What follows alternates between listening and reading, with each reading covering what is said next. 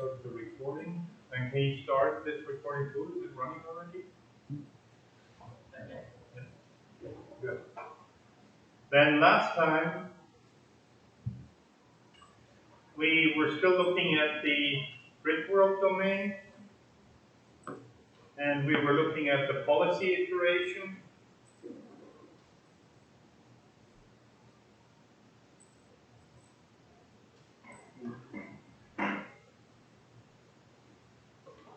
So now we were looking at, initially we'll look at this and we'll say, okay, we will use a random move policy. And what I implemented at first was actually making random moves and selecting one episode. That's the code that I implemented. But that actually takes too long if I run it with the video, because there's too many states. There's still a good chance that the robot runs around randomly for many different movements, because it could go like up, down, up, down, up, down, up, up, down, down, down, up, down, down, right? So it was taking too long. So I implemented the correct policy iteration, which iterates over the states by, instead of doing this value update using a policy, I use the optimal value update function. Difference is that here we calculate what the new valuation is for a particular state. So we iterate over all states. Now that valuation is the probability that we take a particular action multiplied by the successor state valuation. So here I can now pass in different probabilities for my action. So if I want to go up 75% of the time and never go left and go right and down with 12.5% probability, then I can model it using the props over here.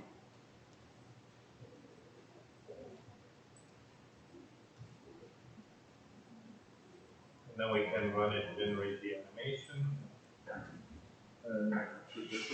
Yeah. Oh, Discord is not running.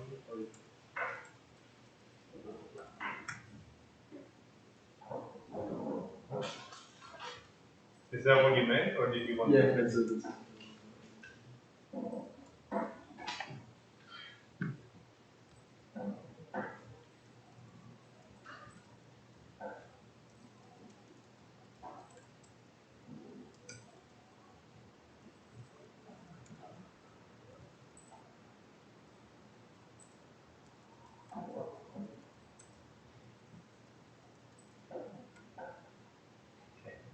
Good.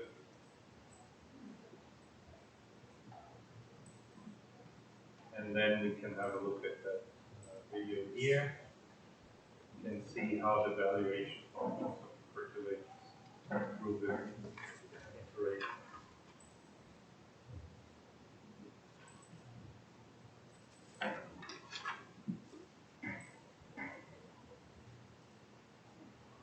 So basically we have two steps. We have a first step where we evaluate the current policy.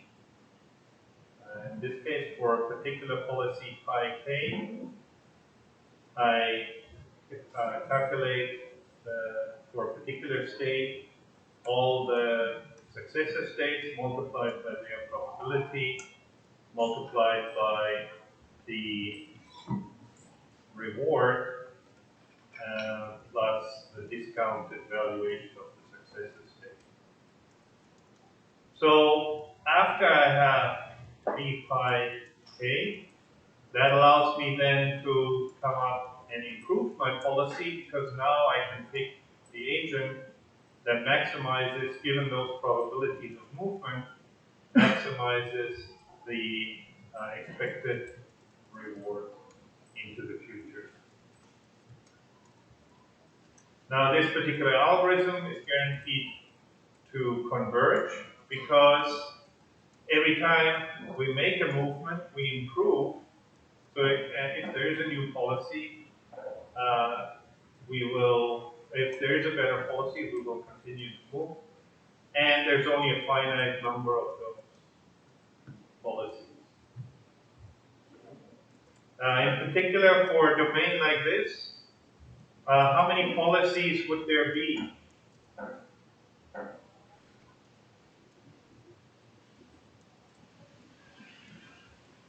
If I just want a deterministic policy?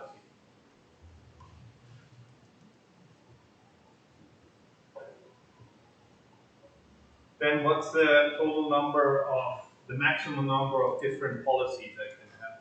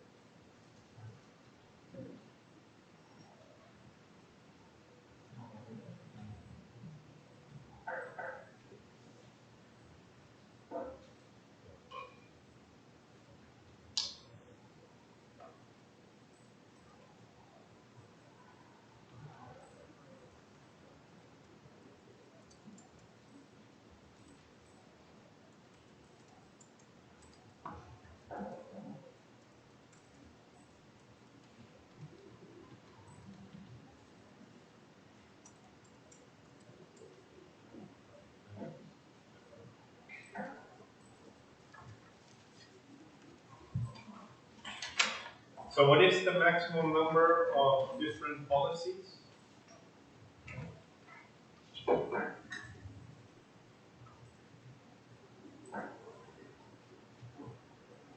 What is a policy? How do I know if I have one?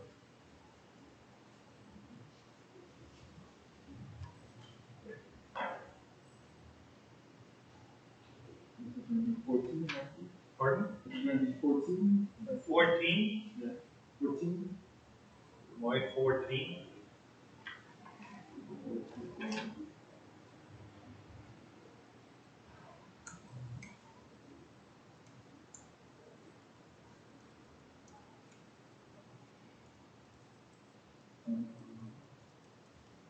So I have 15 cells here, 15 states, right? When the robot can be in.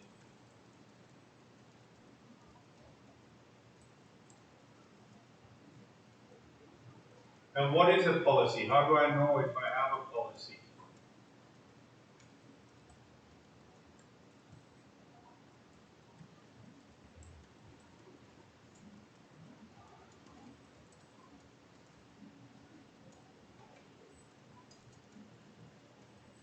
What does a policy do if we look at the equation?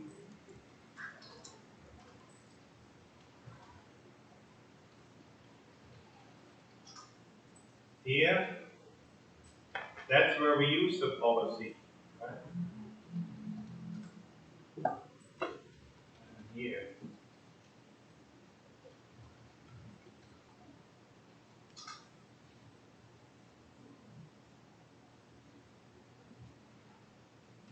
So policy means a deterministic policy would be for every state I can return an action. Right? So how many possible, so for D0 I must return, do you want, or for D1, let's look at D1. D1 I must return what I should do. Should I go to the left? Should I go up? Should I go to the right? Or should I go down? Right? So with that in mind,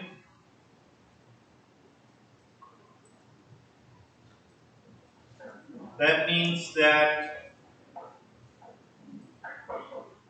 a deterministic policy is based on the number of actions that I have.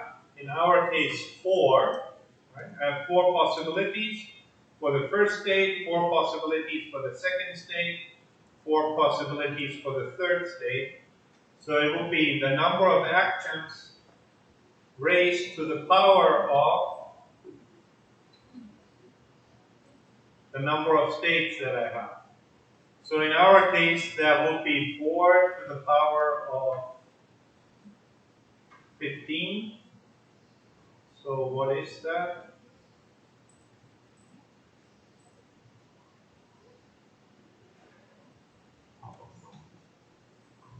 Two to the 30, so it should be 1 million. 1 should be 1 billion.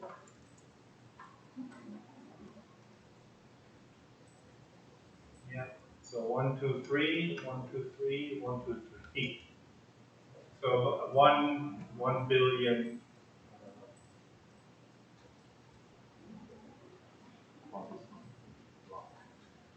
possible policies there.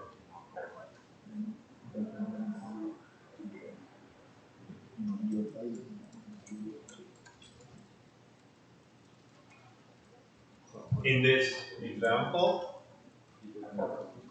So that's pretty large to enumerate through, but possible to find. Now, the important thing here to realize is that it is exponential in the number of states. So to go from a domain with 15 states to 16 states will take, doesn't sound like much of an increase, right? But if it takes you 1 second to calculate the answer for 15 states, then for 16 states it'll take you 4 seconds. So just that extra state slows things down very, very quickly.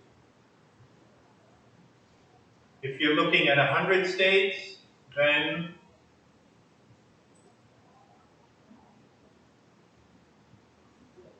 you better plan on a long vacation because this will then take billions of years.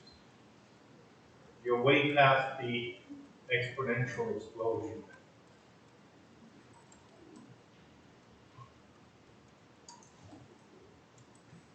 So we can use that to sort of estimate the average number of moves by modeling the domain. So one thing that we can do is I can assign a penalty of -1 for every move that I make.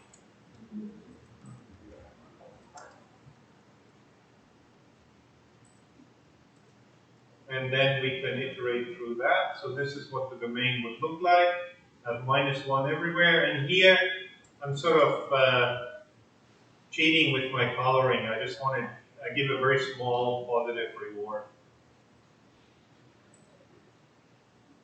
so that it shows up in red, otherwise it would be white.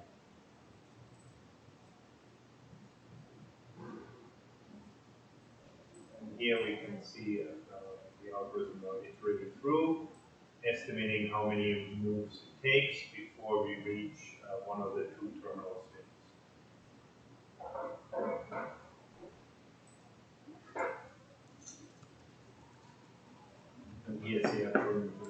information. Now, one thing that I want to discuss today is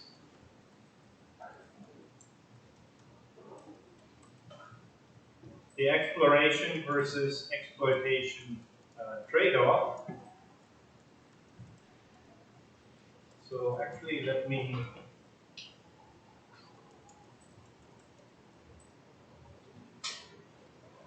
so these slides were Markov decision process,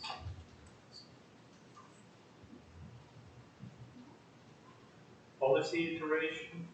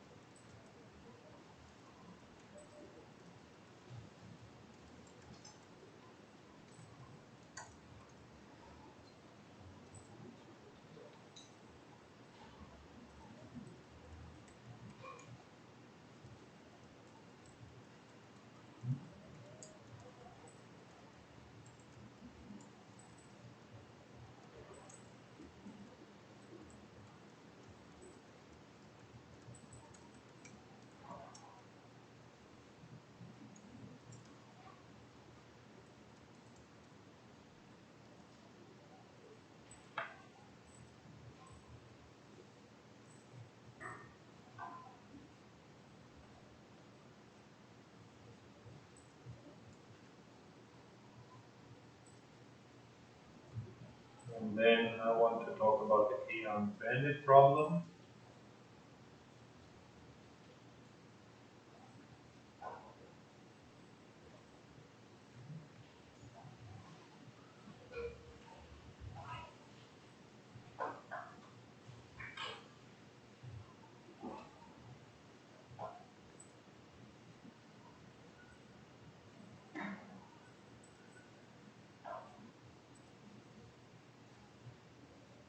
Because that is the simplest simplest domain to sort of explain the exploration exploitation trade-off as well as the policy evaluation.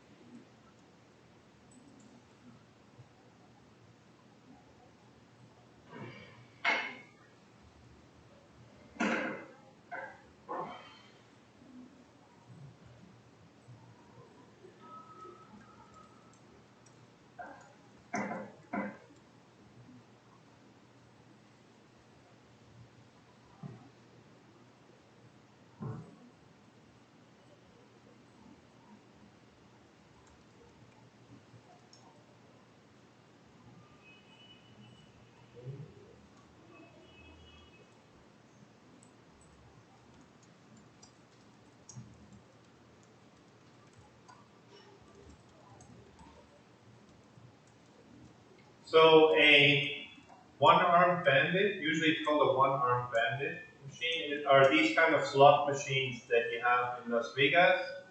You have 3 drums and you pull the lever and then the drums are spinning and then they stop, and if you get them, I don't know, all on the lucky 7, then they pay out some money. And if you, most of the time, you lose money, right? Now, for Vegas, this is how Vegas makes most of their money, right? So even though you hear about people spending, I don't know, $1 million on a poker table, most of the money that is spent in Las Vegas casinos is through those machines. And if you get into a casino in Vegas, there's thousands of them, like basically all over the place. You go to the dentist and there is a slot machine there if you want to play. They have them at the airport um, and basically everywhere. And basically, the reason why they have them there is because they basically print money. Um, they are very lucrative for the casinos. Now, to give you an idea of the scale of this, the machines have to be certified by the Nevada Game Board, whatever that association is called. So they usually, presumably they cannot cheat. So every machine has to print on the front, it has to say what the payout is. Which means that on average, if you play the machine,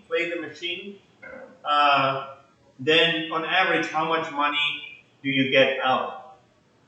And the payouts are quite high. They're like 97% or something. But because millions of people play them all the time, Las Vegas, like the casinos, make millions with these machines. Even though they only get 3 cents of every dollar that people play with this. So it's crazy when you think about it. But they're extremely popular, so there's like whole busloads of people, mostly elder people that play them. And nowadays, the modern ones, you have like yo-yo cards and things like that. You don't have to put coins in it because that would slow down people, right? And they can't gamble. So this is a one-armed bandit. So we have a simple version of that. That has a certain payout, and that reward is normally distributed. So with a mean and a standard deviation. Now, the problem is there's two machines in front of you, right? And you, for whatever reason, you want to play. I'm not much of a gambler, so I don't really know, but you want to play this for the next week. You're a hardcore gambler. So the question then is, which machine should you play?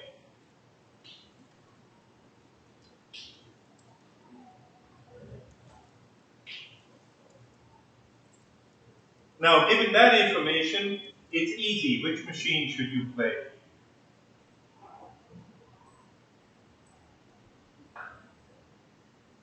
So one has a mean of 1 and a standard deviation of 1, and the other one has a mean of 1.5 and a standard deviation of 0.8. You want to play 2, right? And if the standard deviation of machine 2 would be 3 instead of 0.8, then what? You still want to play 2, right? The only thing that matters is which one has the higher mean. The standard deviation only means that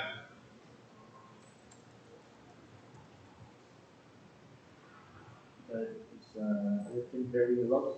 yeah, how much it can vary, how much you can sort of differ from what your expected payout should be, right?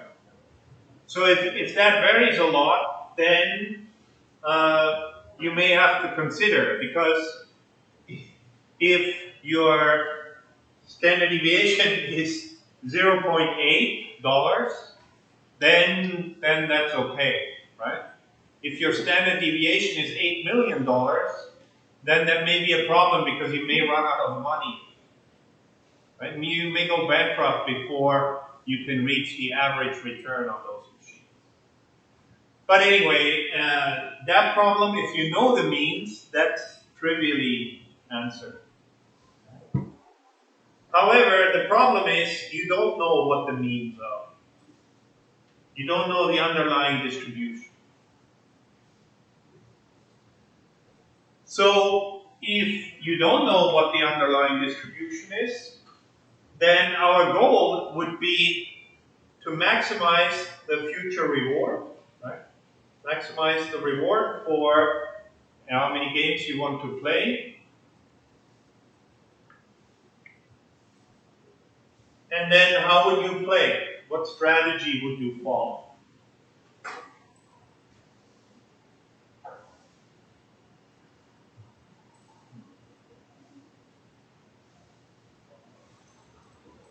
So this particular problem is called the exploration-exploitation trade-off, because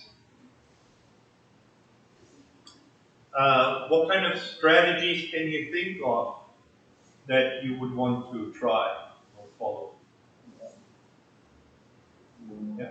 You explore first to assess and try to find Right. So by exploration we mean empirical mean.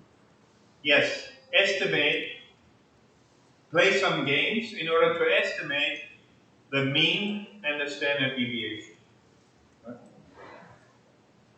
But in fact, I guess it would be sufficient to just estimate the mean.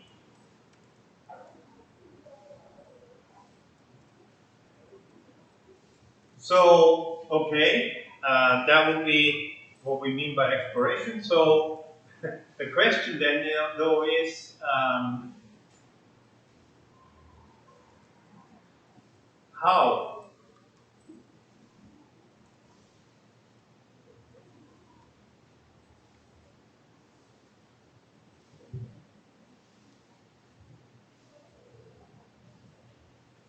What are the kind of things that come to mind when you're faced with this particular problem?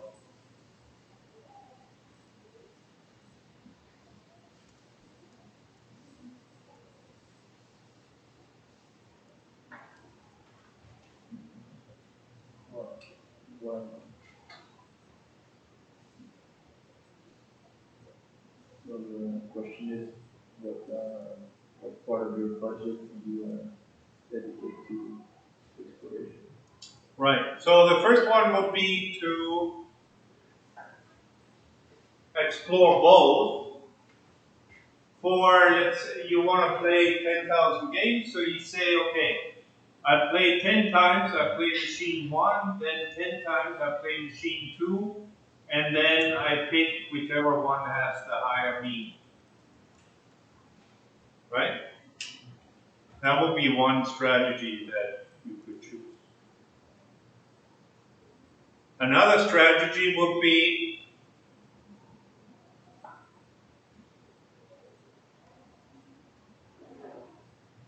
you just say, I don't care. I like the blue machine. I just play that. Right? Or the red machine. You just pick one at random and then start playing with that machine. That, of course, is very risky, right? Because if the mean are different, you only have like a 50% chance of getting the correct machine, optimizing your reward. And if you have K bandits, then it's your probability of picking the correct one will be 1 over K.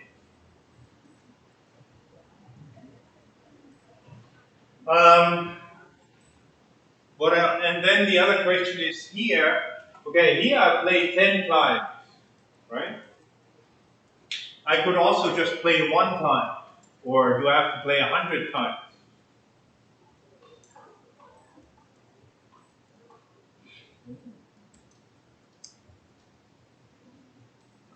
So those are all possible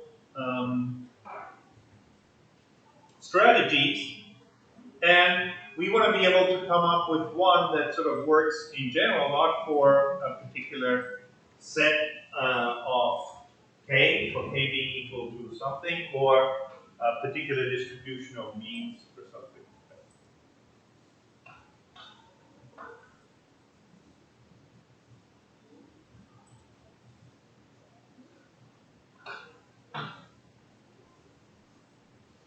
So at any time t, we have an estimate of the mean and the standard deviation of the machines that we're dealing with. And I can do that because I can simply remember how much the machine has paid out so far, depending on, divided by the number of times that I've played that machine.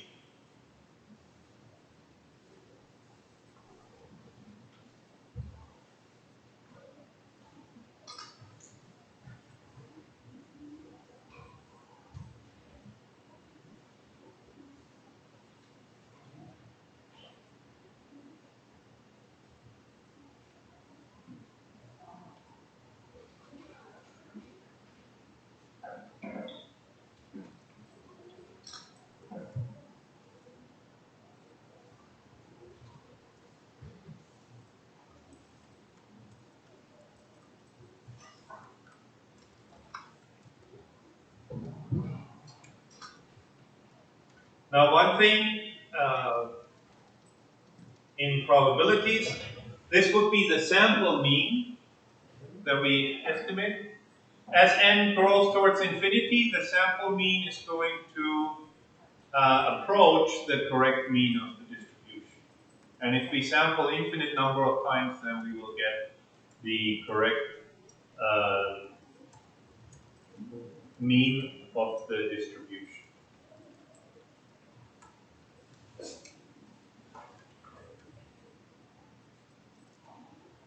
And you can actually show that this will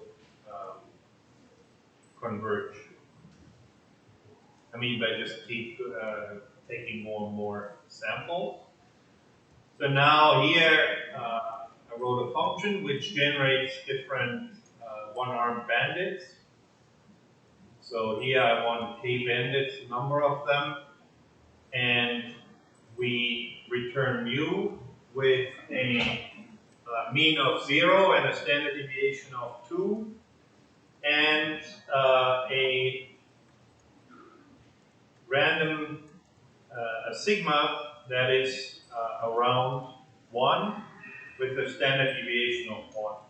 And then here just make sure that it's actually positive, greater than 0. Then I append that. So this would be the information for my domain. Simply a list of means and standard deviations for the individual bandits.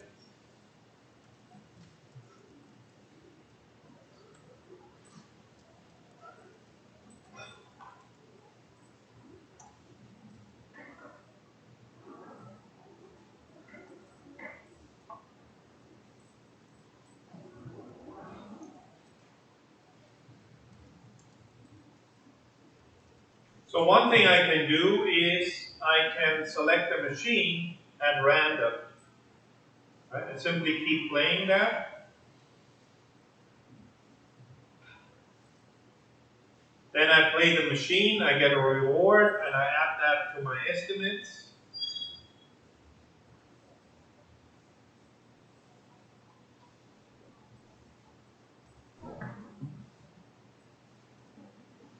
So here I start with 10 bandit machines and the estimates of current sum of the rewards, like the average, the sample mean, the number of times, the total number of rewards so far, and the number of times that I've played it.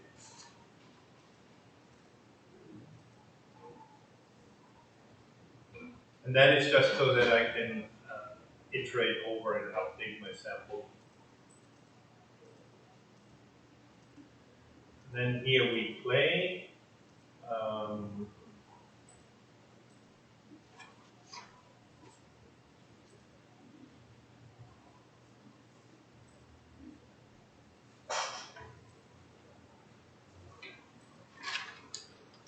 So let's plot that.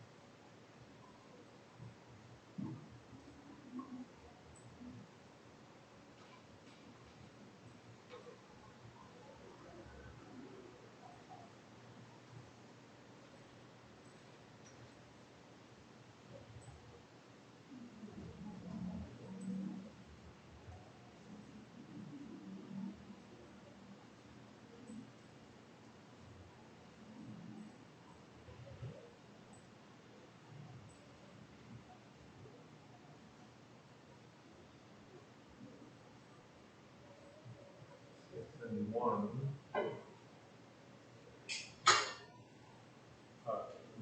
One.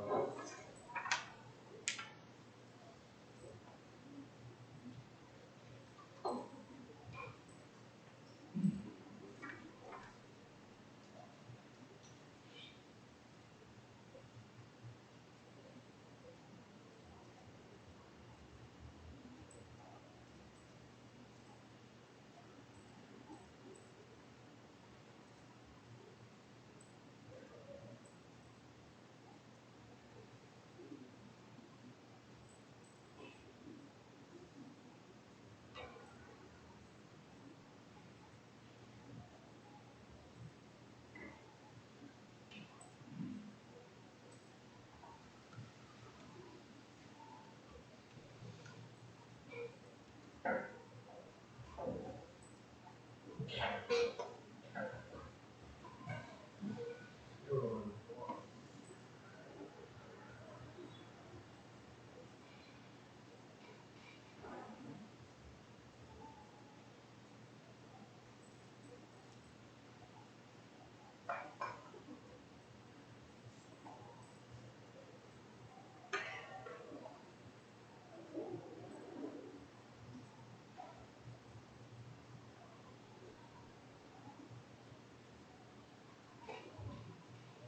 Zero to zero.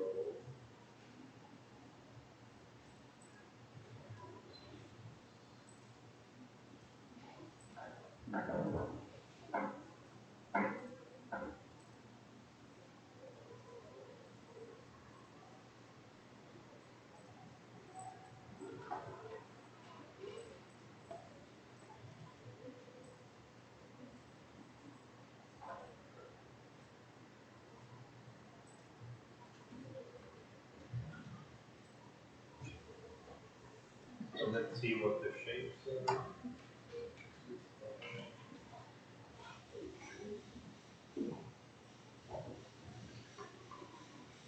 Cumulative violations.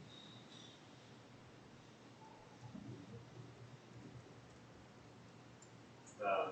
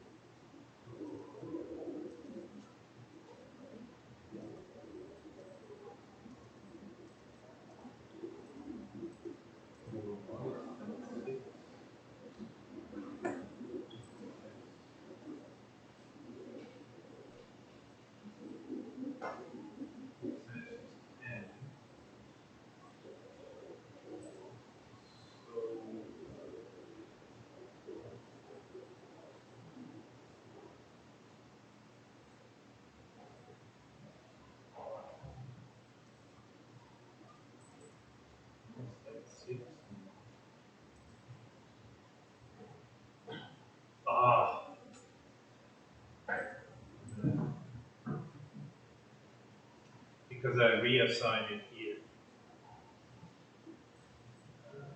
So make that the index, and then this would be index.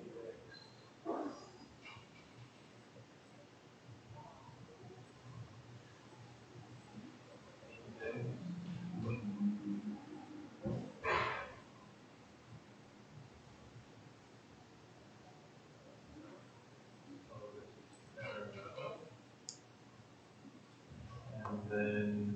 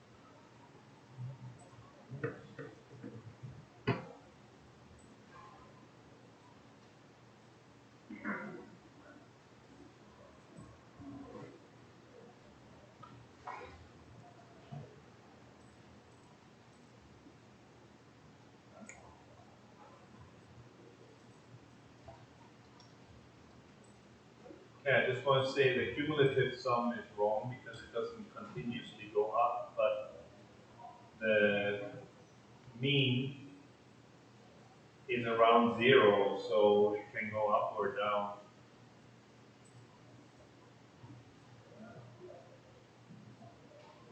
So that is,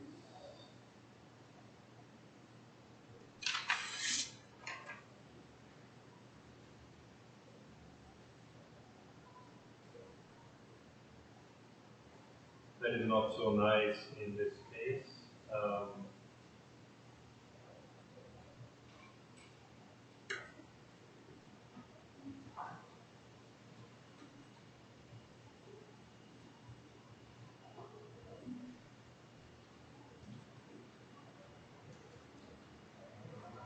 So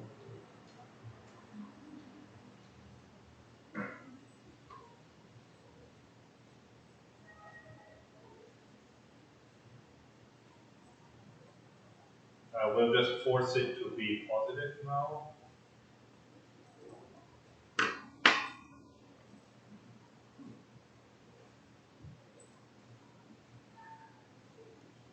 And now you can see the,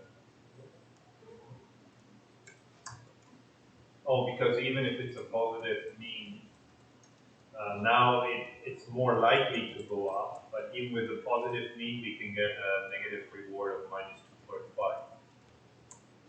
So we may still, our cumulative reward may still go down.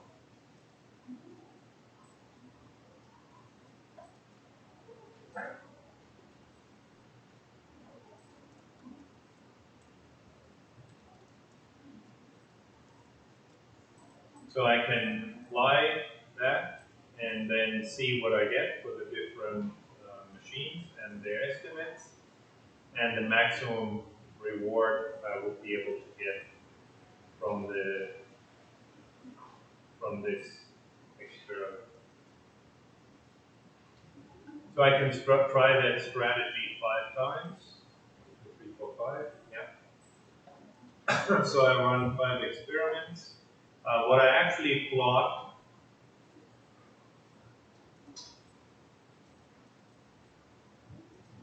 would be to pick the best machine that I can get. That's plotted in the dash color, and the other ones are the a solid line is the reward that I'm actually getting. Now, sometimes I may get more than my estimated reward because the machine, there's some noise to it, some variation. So I may be lucky and get paid more than I actually, more than the mean multiplied by the number of experiments that I have. So this is what happened here with the green line. Most of the time, it will be below though.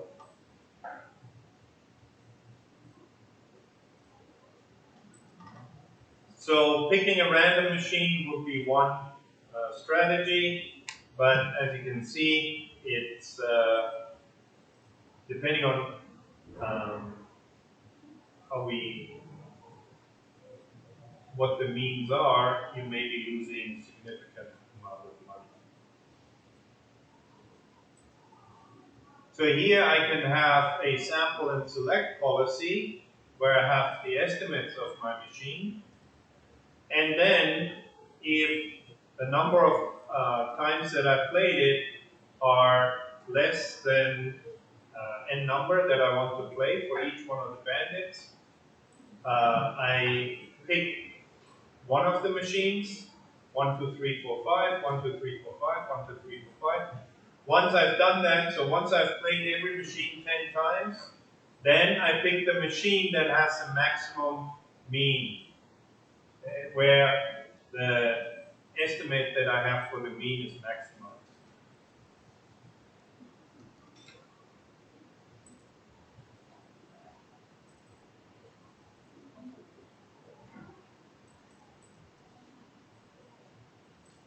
Let's talk about epsilon v later on. So here are the experiments that we want to run.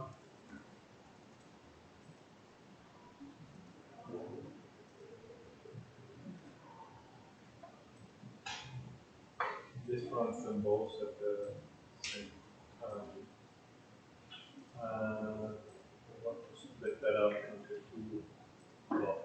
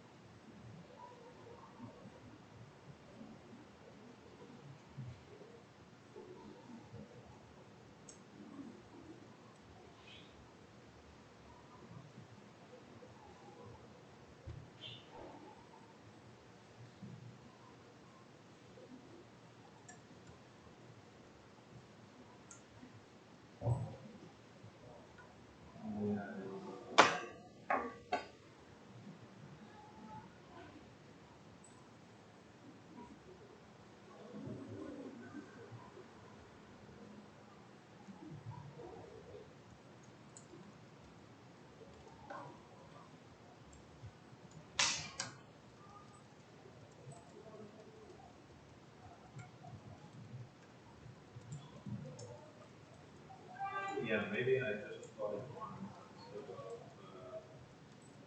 5 experiments.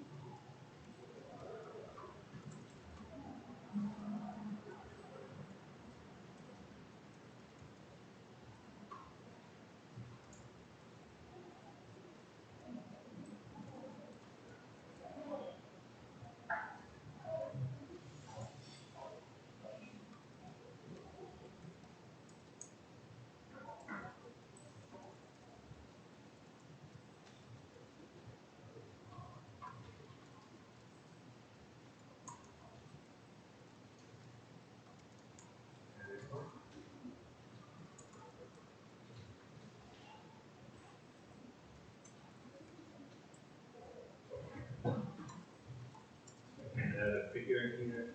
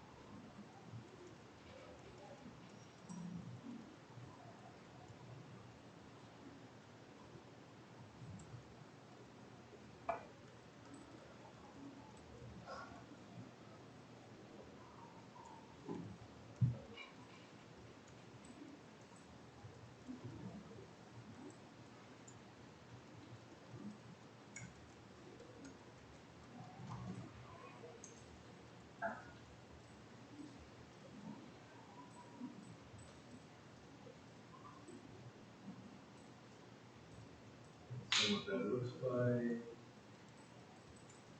Yeah, now of course, we just happen to be slightly above at after 1,000 trials. So that's not what I want to show. We show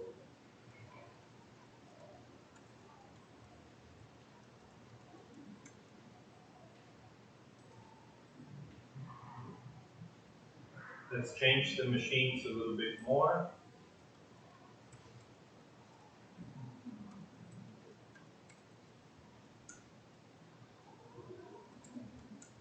It was 2 with the standard deviation of 2.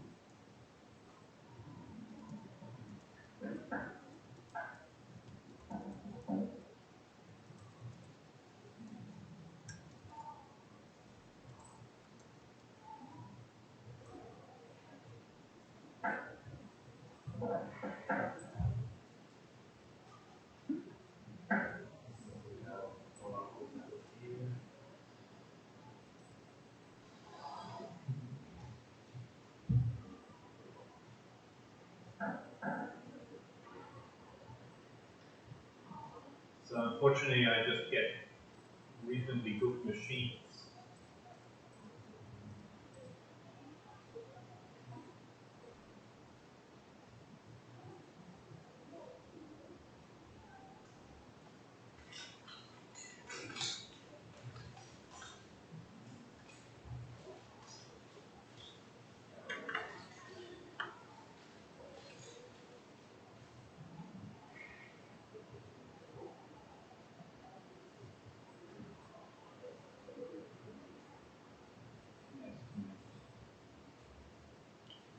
So they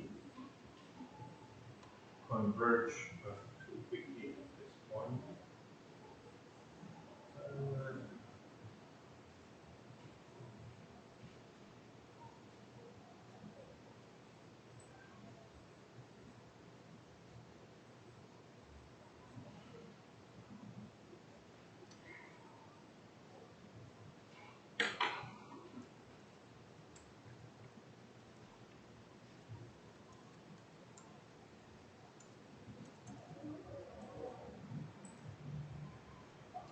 Then let's look at sample and focus select. So here I want to play every machine 10 times. And another approach is the epsilon greedy policy. That one is not based on the sort of sample and holding, but it starts out with a probability epsilon that defines the probability that we do an random move as opposed to picking the best machine that's available to us.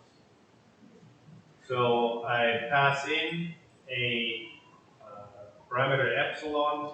Now that parameter decays as the experiment progresses in time. So decaying epsilon is a very common strategy in reinforcement learning. Most algorithms do that, not strictly necessary, but it basically means that at the beginning, you, for example, set up a 5% chance that instead of picking the best machine, you pick a random machine. And so then you continue to do that as your experiments progress. The longer you play, the more confidence you have into the estimates, and the less likely you are of making a random move.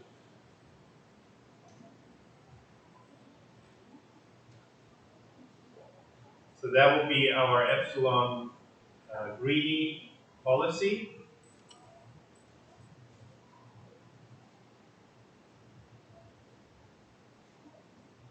And then we can combine the performance of the random move strategy, the sample and select strategy, and the epsilon greedy strategy.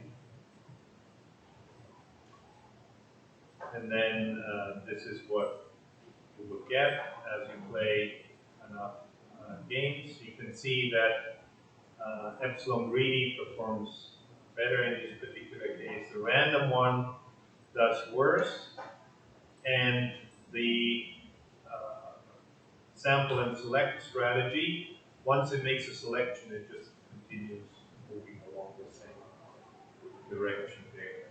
So I think I also want to change the color scheme so that it's a little bit easier to see for one experiment.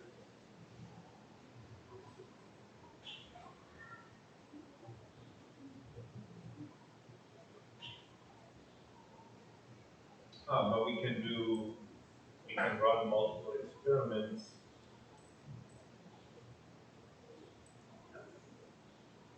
So why don't we do that?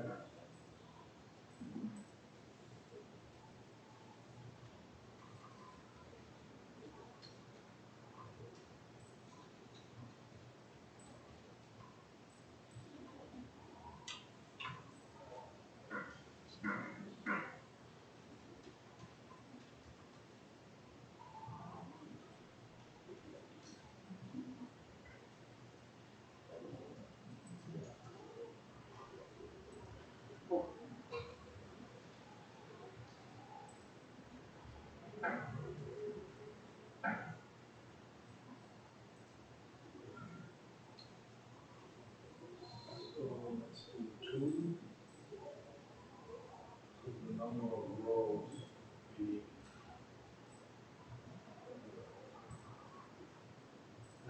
in experiments.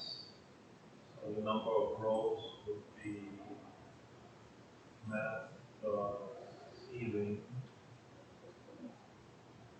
in experiments divided by 2.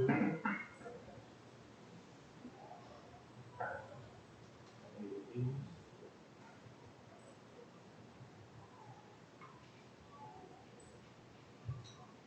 2 columns, and this axis would be I plus 1.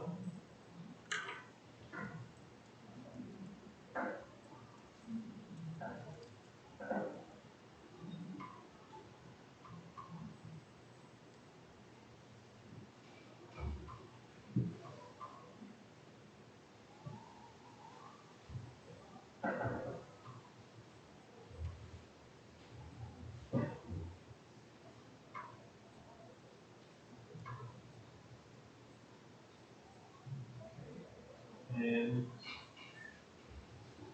now the colors.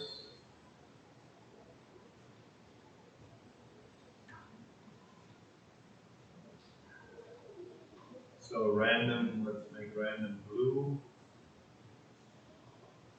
Sample and select green. Small greedy red.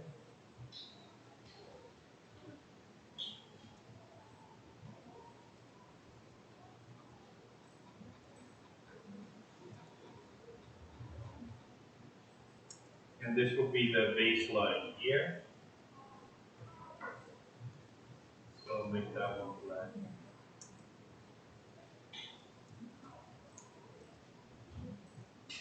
Okay.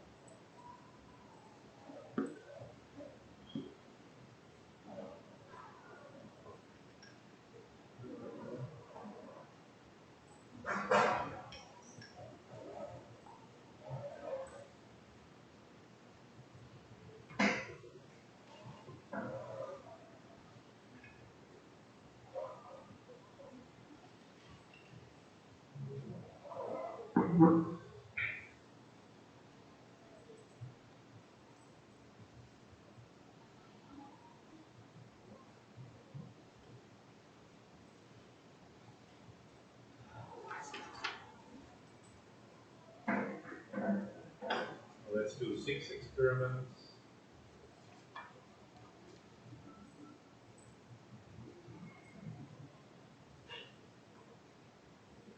Hmm. 4. And no legend.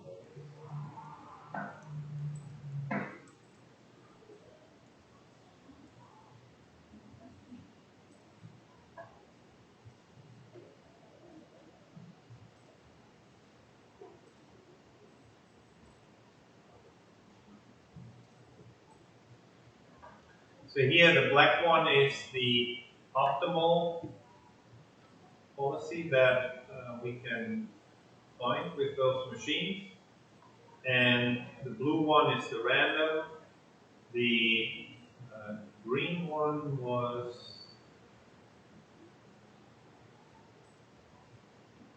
sample and select, and the red one was the epsilon greedy policy.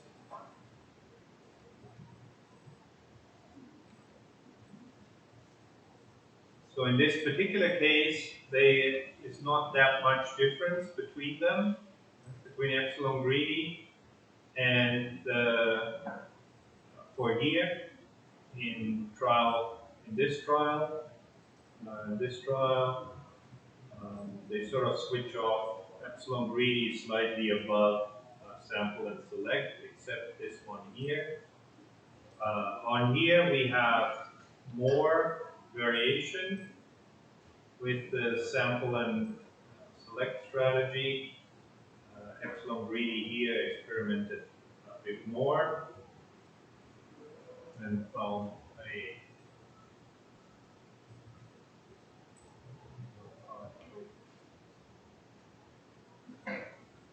thing.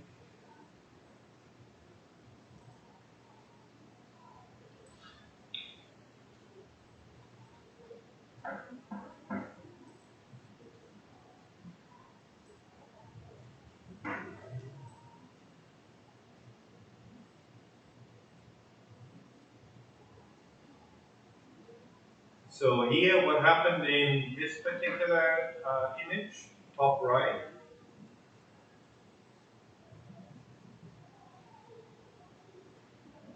in this case, the epsilon greedy performed much better than the sample and select policy.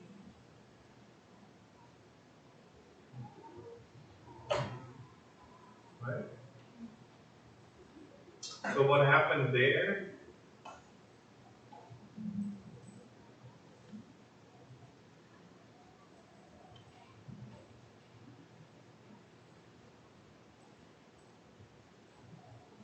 For sample and select, the most important thing is the machine that it picks after the initial rounds of trials. Right? Now, if we test 10 times and machine 1 has a higher mean, then we will keep playing machine 1 continuously. However, machine 1 may not be the best machine. Right? So here, the sample and select strategy picked the wrong machine and then just held on to it. In some other scenario here, for example, it picked the right machine, or almost the correct machine, because after the initial trials, it actually picked the best performing machine on average. So the slope of the green line and the black line then will be the same.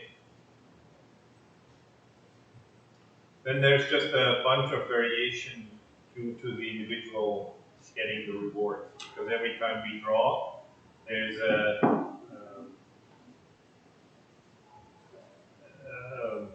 variance, right? So we don't get exactly the mean every time.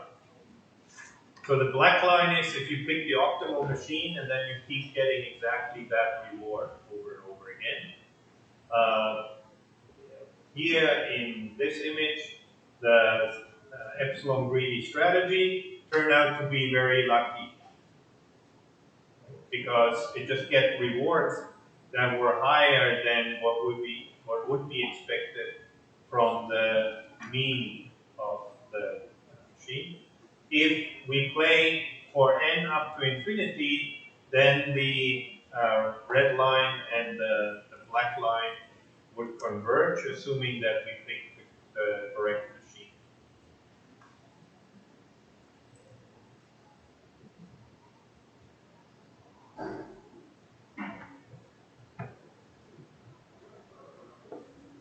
So if you only choose the action with the best estimate, then your reward will be the mean of the first machine that you try that gives you a positive reward, or that you sampled for 10 times and then selected a reward. Epsilon greedy is more dynamic in that sense that throughout the environment, throughout the trials, I can take a random action with probability epsilon. So I'm willing to not use the knowledge that I learned in order to explore some more, in order to explore the environment some more.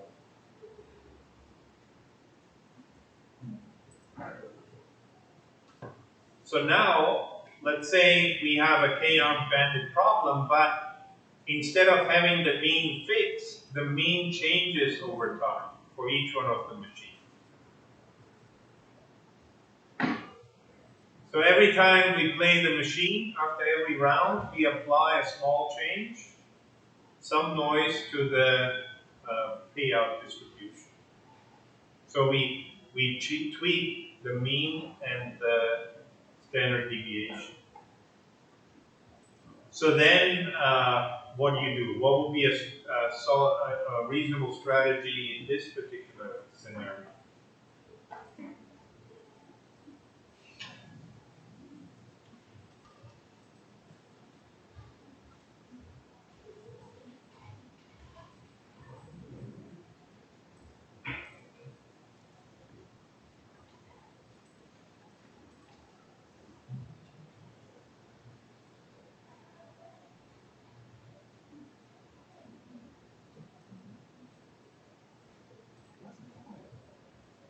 So here we have this code in order to change the mean and the standard deviation for each one of our bandits.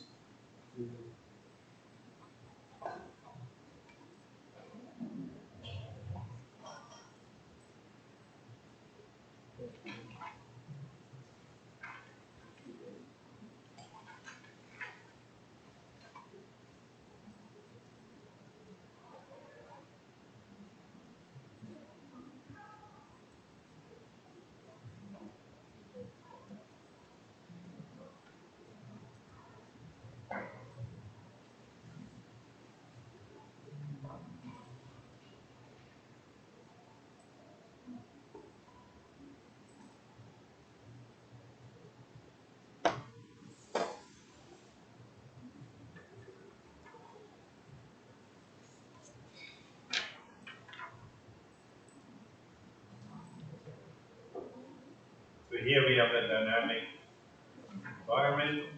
This is the mean and of each one of the bandits. So as you can see, bandit 5, for example, um, if you play in from 60 to 80, then it has much higher payout than any of the other machines.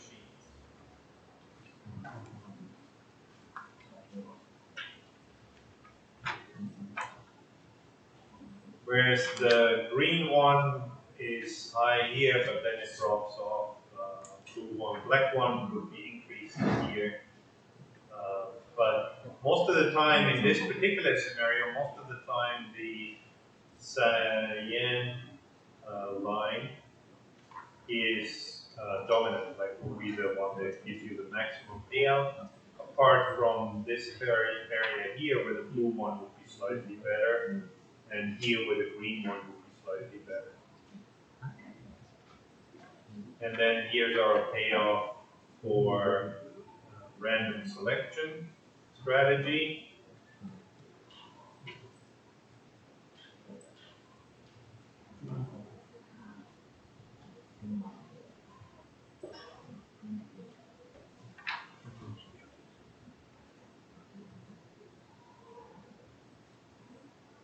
And here's the performance of epsilon greedy as compared to the optimal strategy, right? So the optimal selection is you know the mean. So you always play the machine with the maximum mean.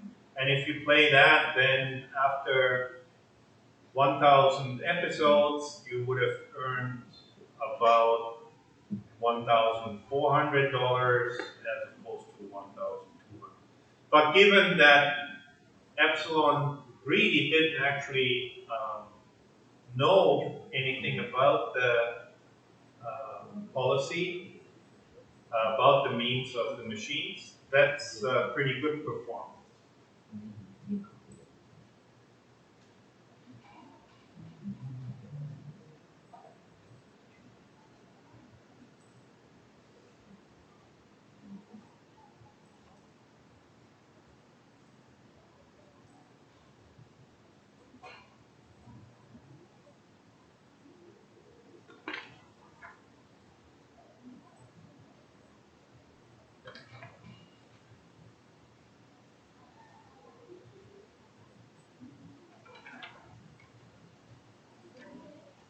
Now, for this particular domain, what's the difference between the epsilon greedy strategy that we want to choose, that we want to use here, as opposed to the one in the static domain?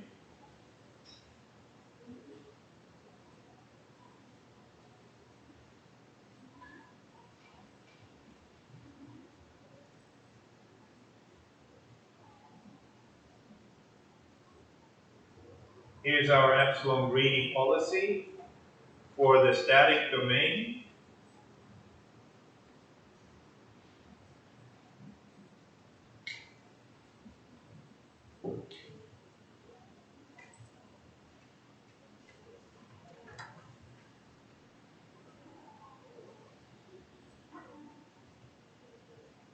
Here it is for the dynamic domain.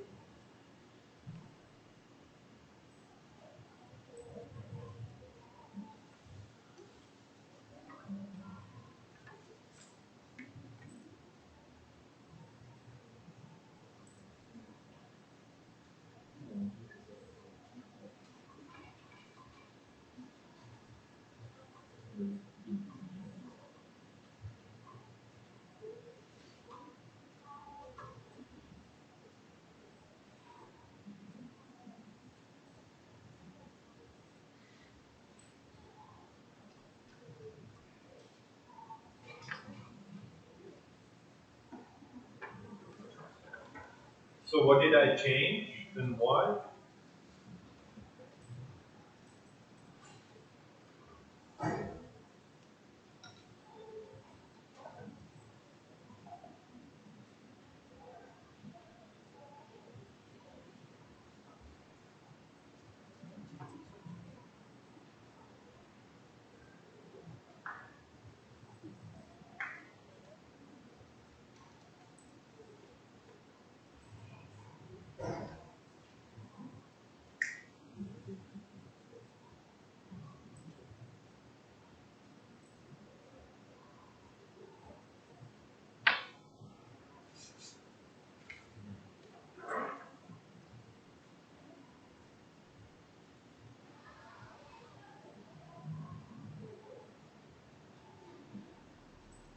Well, the difference here for epsilon greedy is that there's no discount, right? There's no decay to the power if you compare it to the algorithm that we have here.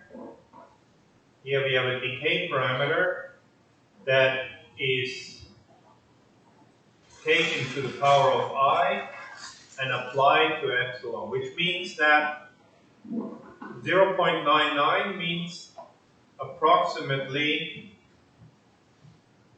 how many steps do you do before epsilon becomes so small that practically it's zero, before you stop doing exploration. If you have a decay of 0.9, that's about 10 steps.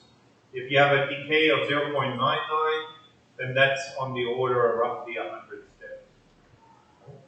So here, with this particular decay, we are only exploring really for about 100 steps. After that, probability becomes very, very small that we make a random move. And the further we go, if we go up to 100 steps, to 1,000 steps, then it is astronomically small.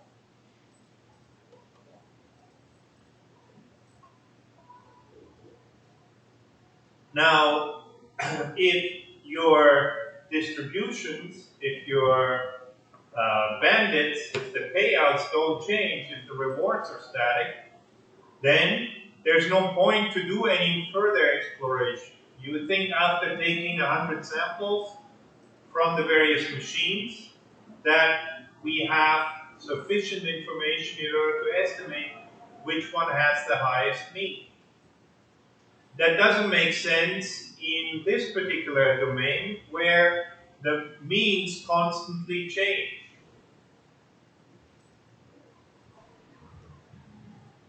So here, I simply apply a epsilon of 0.1. So with 10% probability, I'm willing to make a random move. And then estimate the best machines that I have. That means as the policy changes, as the probabilities here change, the system will switch to a different bandit if it estimates that it is better than the than the mean of the currently best bandit.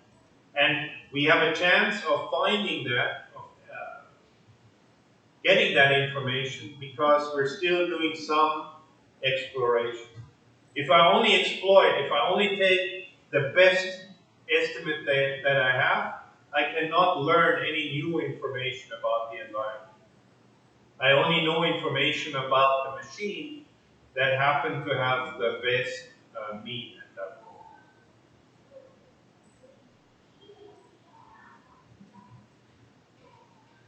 And random move, yeah, it sort of gives you the average of the means. If you take a random machine, then the amount of money that you would earn in the long term should be the average of the means of the bandits that you are currently have.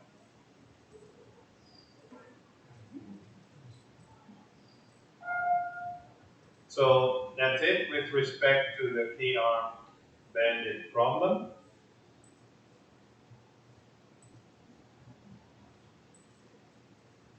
And it's one example of evaluating policy of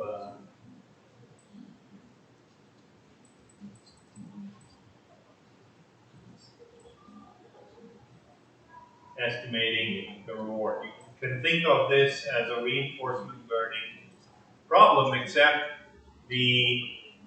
what would be your states, what would be your actions in this case? If I wanted to model a K-arm bandit problem as a reinforcement learning problem, then how would I do that?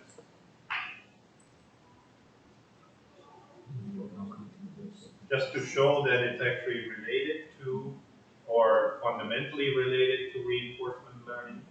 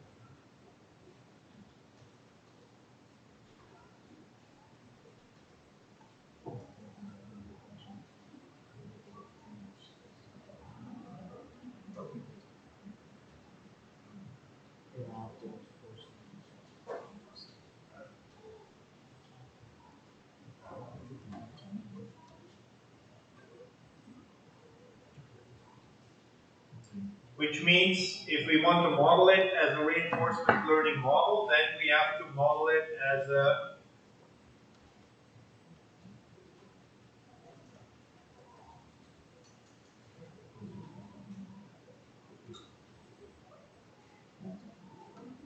Markov decision problem, right?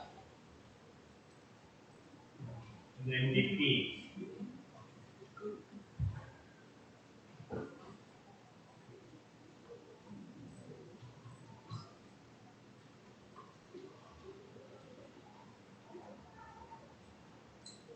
So we can go back to our definition for an MDP.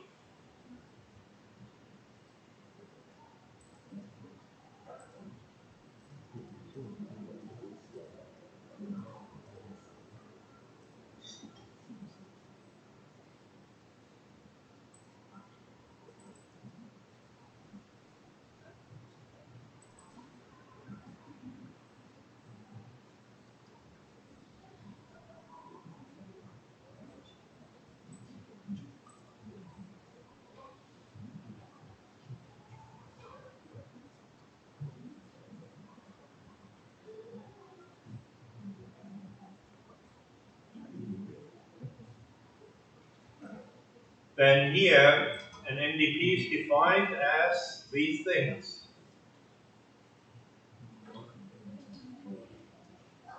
These parameters, a set of states, set of actions, a transition function, a reward function, a start state, a discount factor, and a horizon.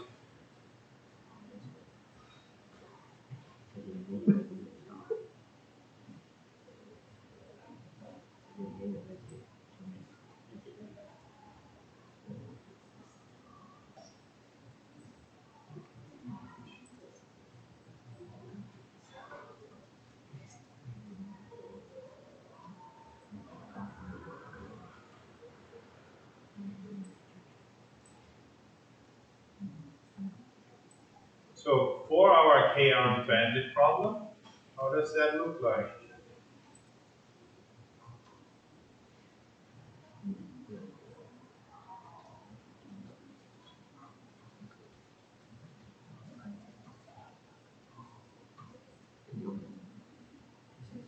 Set of states S, what are the states for this particular domain?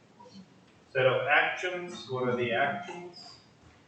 A transition function, what's the transition function? A reward function, a start state, discount factor, and a horizon.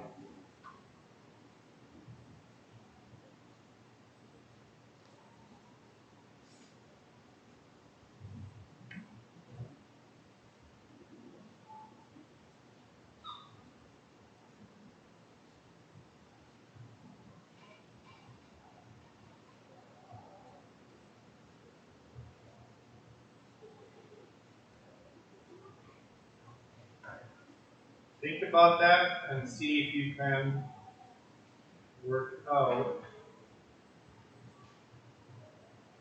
what that would look like as a reinforcement learning problem.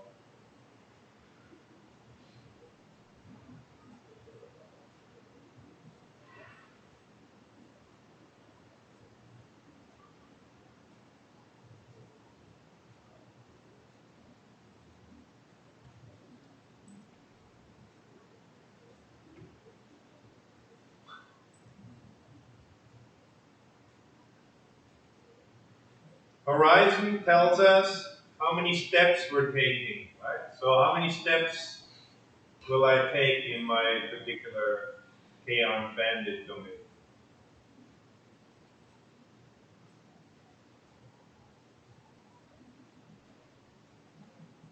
That will be the number of games that I have time to play or that I want to play,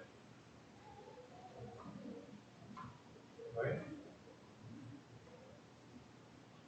The discount factor, what do you think would be a good discount factor for this k-on bandit domain?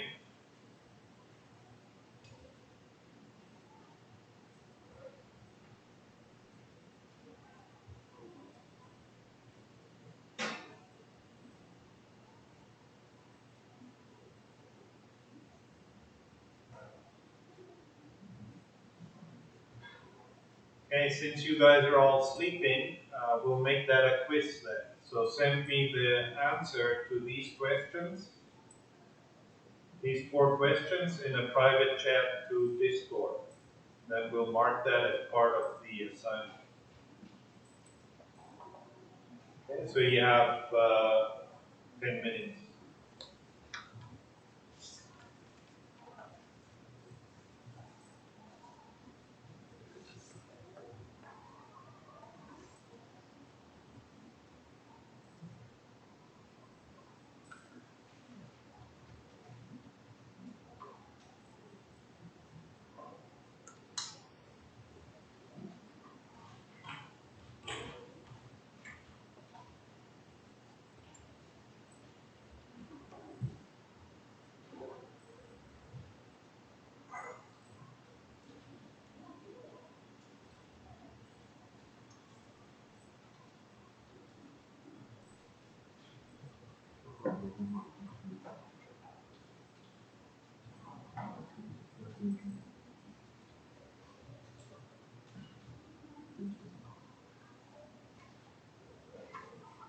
As a Markov decision problem, so you need to tell me what is the set of states,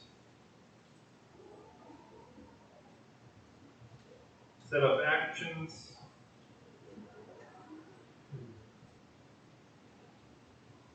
transition function, reward function,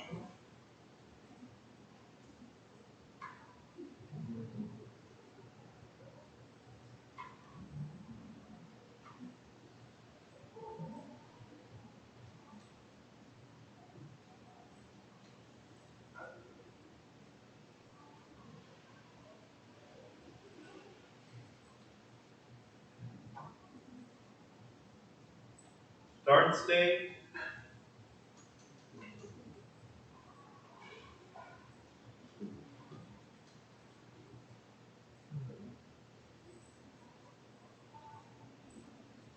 discount factor,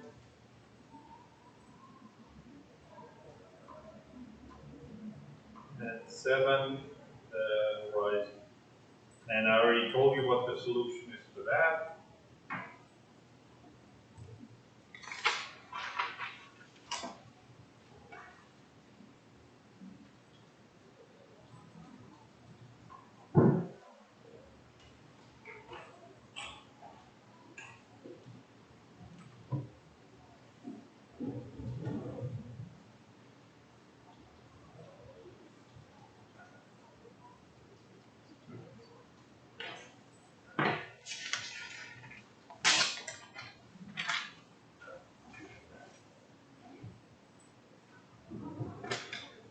So send you answers to questions 1 to 6.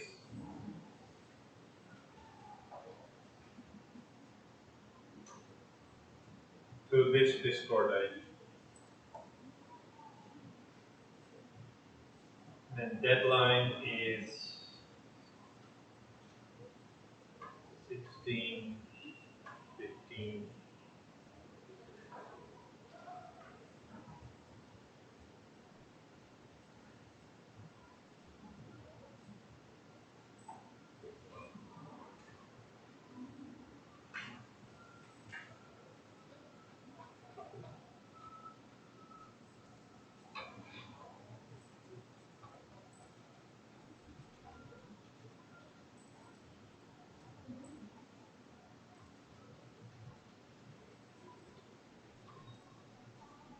And your mark will be part of the assignment 1 marks.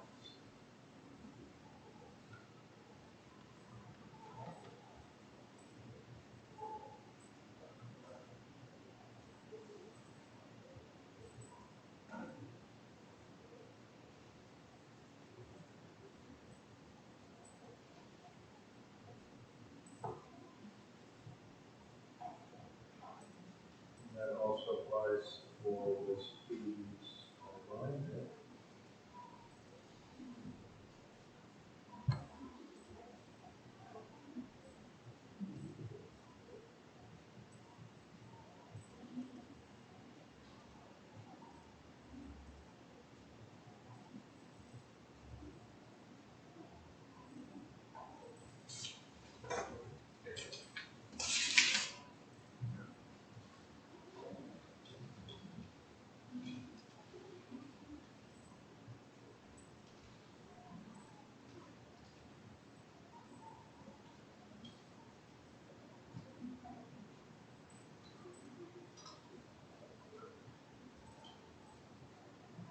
And the other information is like what we have in the used in class today. So 10 bandit machines with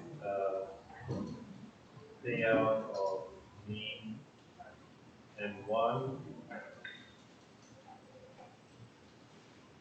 and standard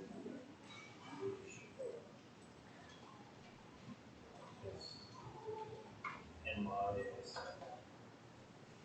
So you have 10 of these machines. If you model it as a Markov decision process, then what is the set of states? What are the actions? What is the transition function? What is the reward function? What's your start state and your discount factor? And you have another 12 minutes to complete the quiz.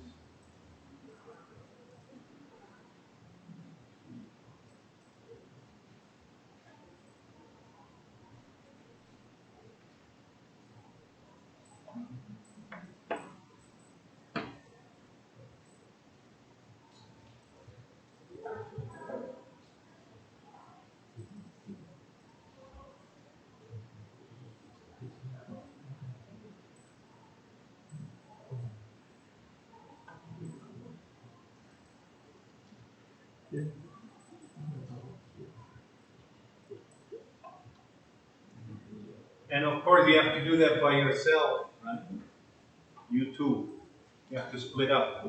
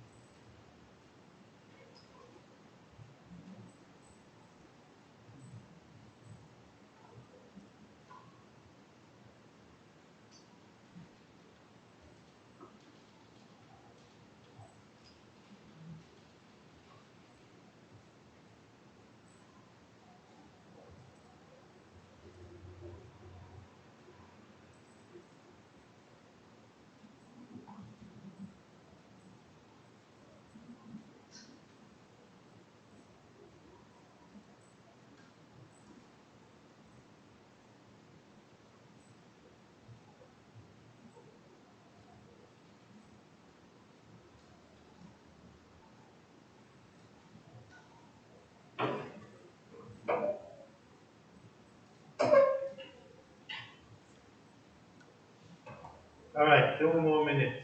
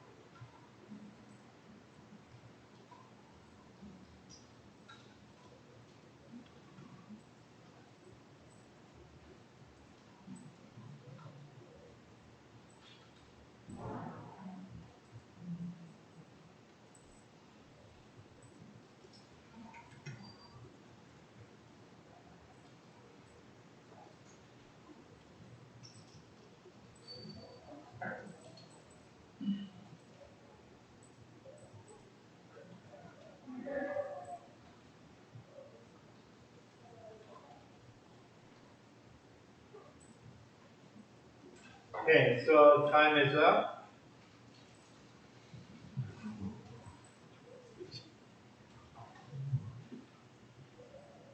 So let's discuss the solutions.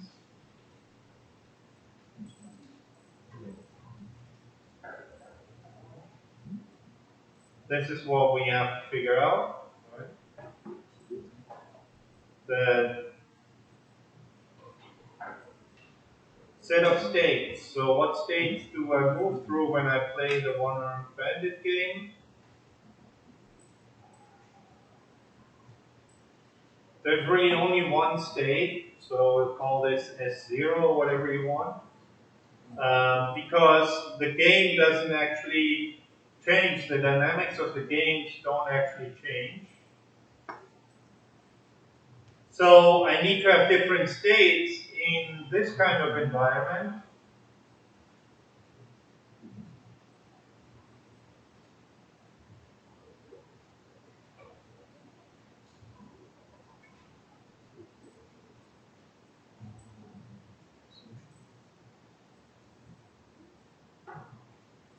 In the grid world, because whether I'm in C2 or C0, if I execute up, if I execute an action, very different things will happen, right?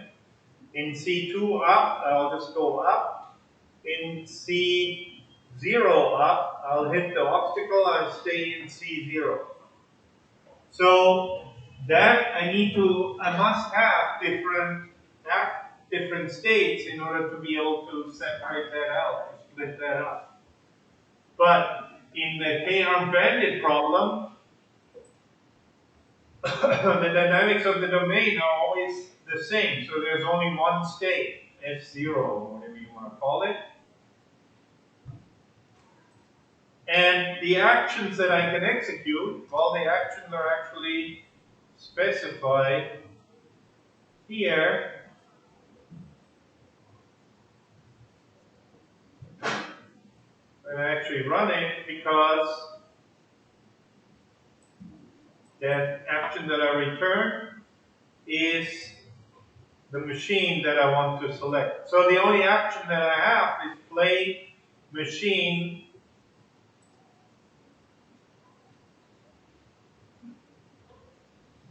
play bandit 0, play bandit 1, up to how many bandits I have.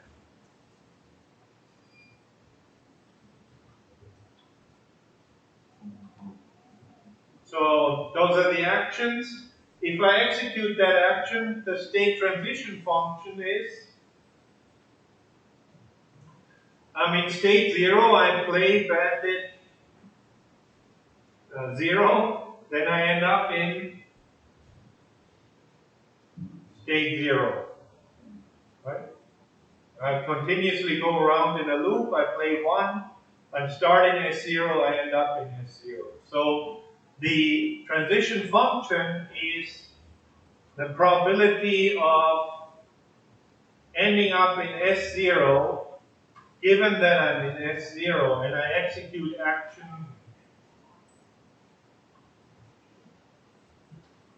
for all of them, action A is equal to 1.0 for all A.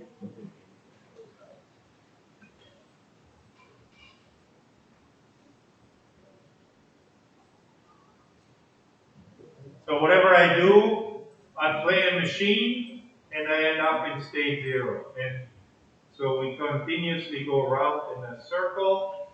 The reward function would be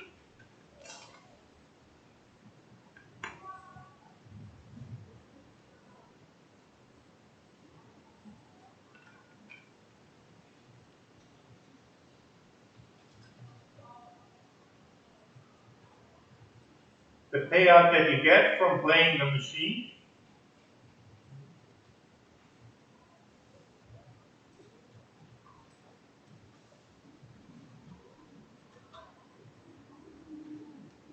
Your start state, well, that one is easy because there's only one state, so that's S0 then.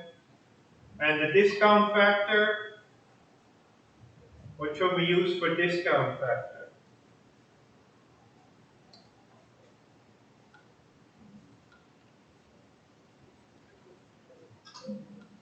There's not much, there's not much we can do. The discount factor, the idea is to prioritize nearby rewards that we get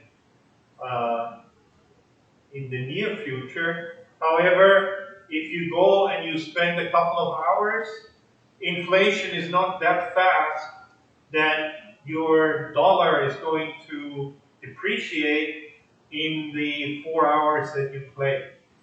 Right? If you plan on doing this for 10 years, then maybe you need to consider a discount factor. But in this case, there's no point to discount future rewards, so we would just use the discount factor of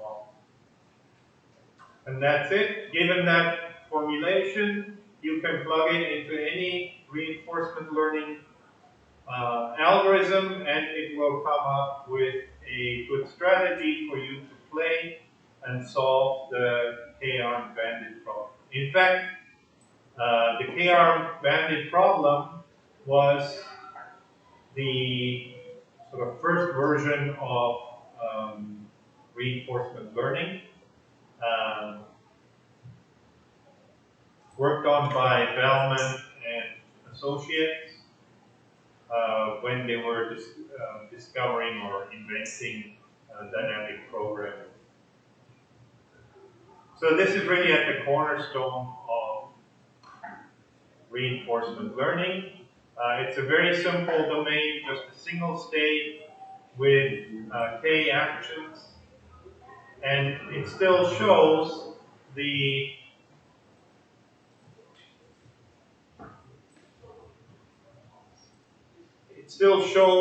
important features of this particular domain. In particular, with the k-armed bandit problem, we can investigate various approaches to the exploration versus exploitation trade-off. And depending on what kind of domain you have, whether your rewards and your state transitions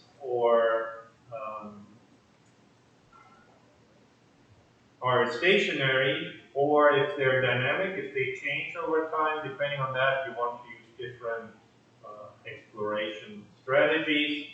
Epsilon Greedy, though, is extremely popular, especially with or without the discount factor. It is able to give you reasonably good results in a large variety of different domains, whether they be static or dynamic domains.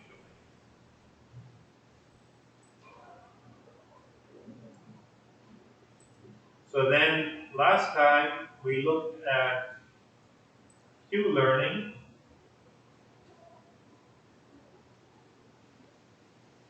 We mentioned it briefly.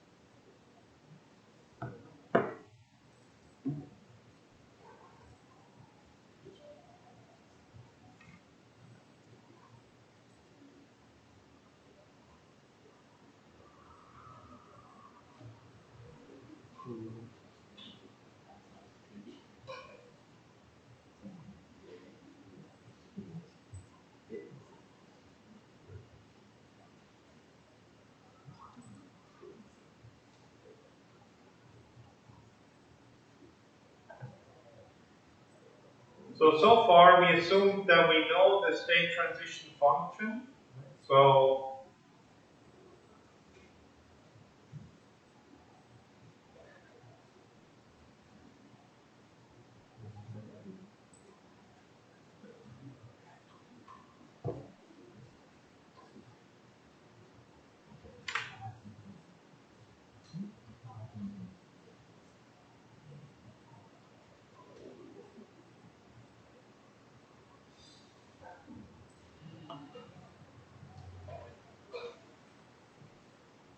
which means that I can invert that in order to figure out how to reach a particular target state from one of my neighbors. Yeah? Just thinking about the unbanded problem. Say again, what?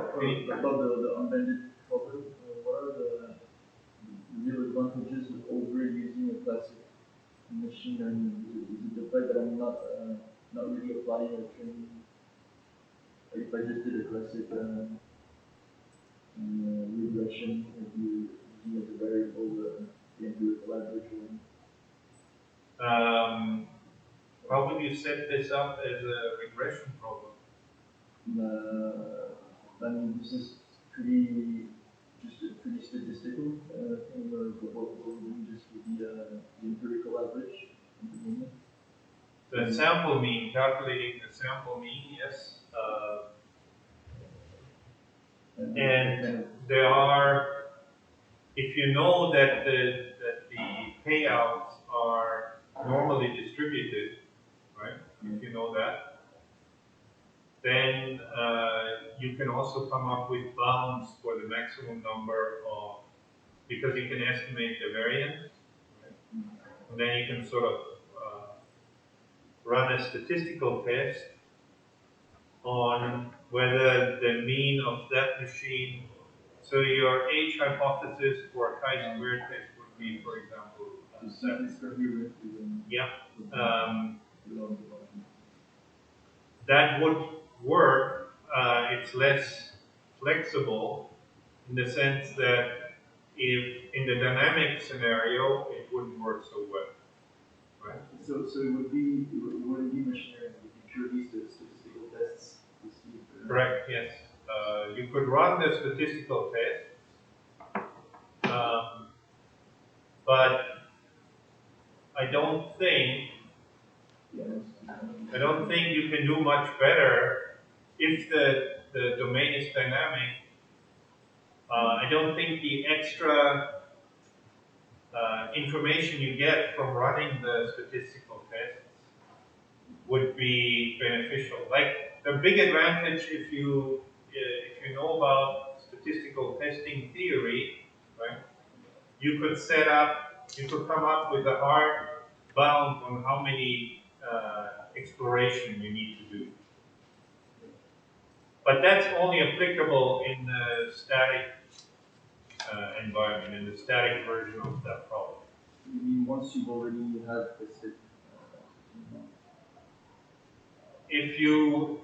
If the means and the standard deviation of each one of the bandits are fixed at the start, then you can run a chi-square test in order to then come up and say, okay, 95% sure that is the higher payout machine, and there's no further point to test that. That is not given anymore once you have a dynamic domain, because then even though that machine was the highest one, it may change over time. So in that case, the additional firepower that you get from proper statistical analysis is not useful. So in a sense, even unless you know something about the distribution of the means or something like that, it wouldn't be useful in this particular environment. So then, dynamic programming gives you a very nice and computationally efficient way of keeping track of these means. If you were to do that from a statistical point of view, then okay, you just store the first 10,000 elements, right? Or not how many you want to store in order to estimate your average. Computationally, that would be more expensive than running it through the dynamic programming. If there was like a dependency between which machine, for example, I used in the past, if I couldn't apply the property, the Markovian property, how would you what property? The Markovian property. Yeah. If you couldn't apply, how would you? If this were not Markovian, then what would happen? Then you would have a domain where, I mean, that's a very good question. It's an interesting question. So, what would make a domain non-Markovian? for example, if the fact that I am currently the reward I can get from using machine 3 depends on whether or not the product I use machine 10. Correct, yes. So the reward may depend on what reward I got previously. Right. More classification. Yeah. So in that case, then I don't think standard statistics wouldn't help you either. To in that case, the only way to make more money would be to exploit that knowledge. Right. That would be that's when maybe you could use machine learning, right? Because we need to recognize patterns of such as You could try that, yes. But in that case, your patterns, what you're trying to identify then, right, is sort of patterns in that particular system which are not given by the statistics themselves. Right? They would be sort of higher level patterns. And of course, a lot of people think that there are patterns, but in fact they're not. So the gambler's fallacy is all about, this roulette wheel, the last 3 times it landed on red, so next time it must be on black, right? Or at least the chance that it'll be on black is much higher than it is on red. But given that it landed previously 3 times on red, the next red or black is again 50%, assuming that the roulette wheel is fair, right? So, if you know that it's, however, that there is this dependency, for some reason, I'm not sure what kind of system it will be. It'd be more something, you would have to have some human in the loop, like poker maybe. Yeah. Maybe poker is like that. So if somebody just won a lot of money, they're more likely to bet higher in the next game, right? That would not be Markovian. And if you wanted to exploit that, you would have to use, basically, you could use machine learning, some kind of classification or pattern matching, but in that case you have to realize that you're sort of looking for patterns that may not actually exist. So whether that works or not depends on whether your model of how humans play poker is correct or not. And of course, a lot of people think that actually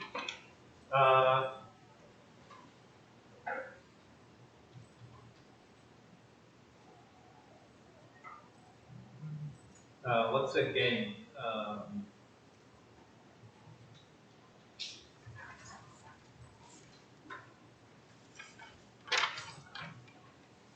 You know the rock, paper, scissors game, right?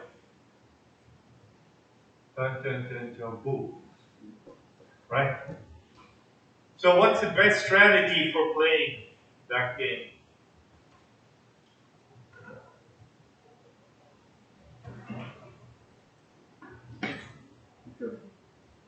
I guess the only thing I can think of is if you kind of know the person and you have played before and you know you're wrong. Okay, the 2 of us, let's play. 1, 2, 3. It's first time I'm playing it. Huh? It's first time I'm playing with you, but I don't know from the past on. Yeah. It's okay. So on 3, right? 1, 2, 3. 1, 2, 3. See, you're too good. So the thing is, the best strategy you can play mathematically would be to just throw anything randomly. But of course, that means nobody can really exploit your strategy. Any strategy that you come up with, the other player may be able to exploit that. So that's a big risk. But if you play that, I forgot, they have like world championships and everything in this. Tournaments, best strategy.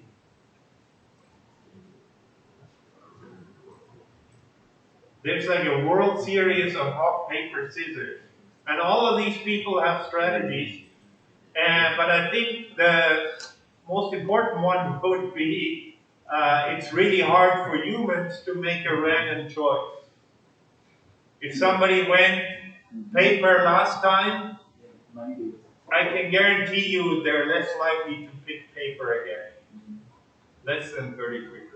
It's extremely difficult for people to really make a random choice. And even if they go paper, the next time to do another paper will be a huge sort of intellectual challenge for them. So they have computer tournaments, and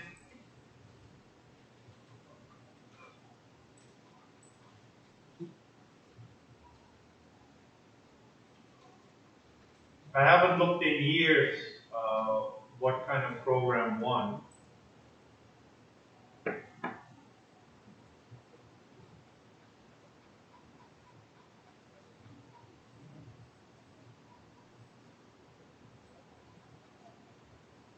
A game released by RPS can consistently beat human players. It is possible for them in other things, however. Yeah, so it's impossible to gain an advantage against somebody who's playing completely random.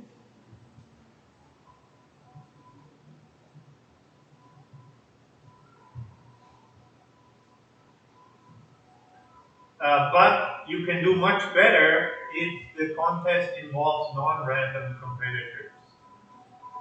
So that's an interesting question then, right? Because so now you know the best you can do is run a random number generator and then just pick one and 1/3, and then you hope that your random number generator is secure, right? That's the other point. You have to make sure that your random number generator is secure. And there have been cases where even on the internet, um, things have been broken badly, very dramatically, because the random number generator was not implemented correctly. So I remember one of the poker sites where they play poker, so they generate a deck of cards randomly.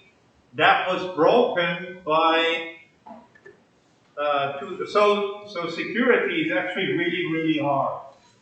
Very subtle influences that would be way too small for any human to exploit can be exploited by the computer because they can play a million games, right? So they can exploit any kind of fluctuation in your random number. So it's non-trivial to get a good random number on a computer. So if you implement a program for rock, paper, scissors, I think you have to be very careful about the random number generator that you use. If you use the one built into your programming language, then pretty good chance that somebody will be able to exploit that. I would almost guarantee it. If it's a Python, if you use random.random, somebody will be able to hack that. I'm pretty sure. So this particular poker website, the way it was broken was, the first thing they did was shuffle the cards. So you have 52 cards. So how many possible variations are there? How many decks of cards are there? You have 50 in randomly shuffle? Yeah. 52? 52, yeah. 52 factorial? Yeah, 52 factorial.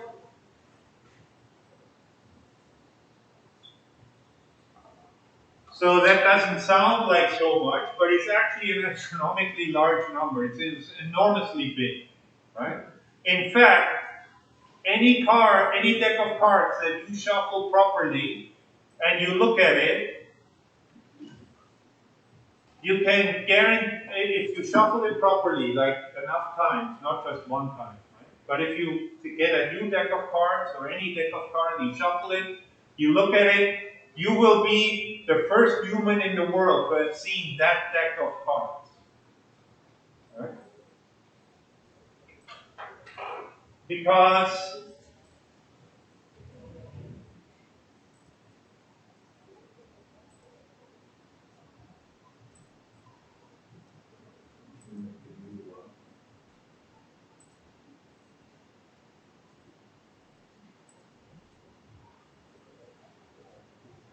Factorial grows extremely quickly.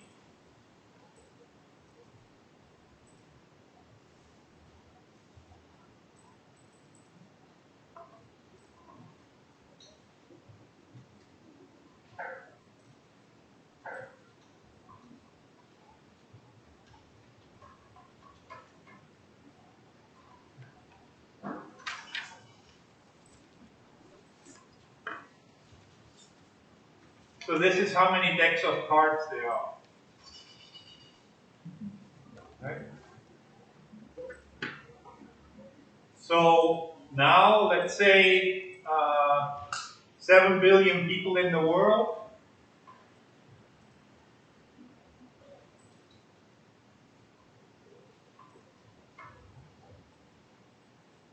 And they all shuffle cards and look at their and generate a deck. And let's say they generate one deck to shuffle one deck per minute.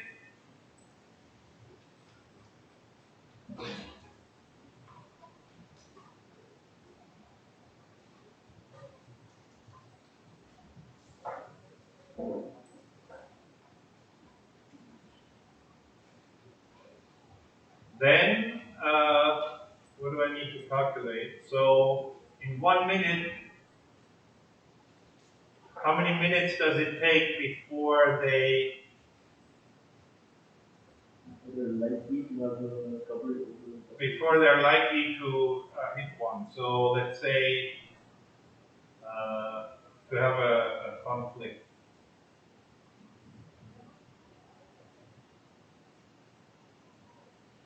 Before they're all shuffled, and then half of that would be before there is a match.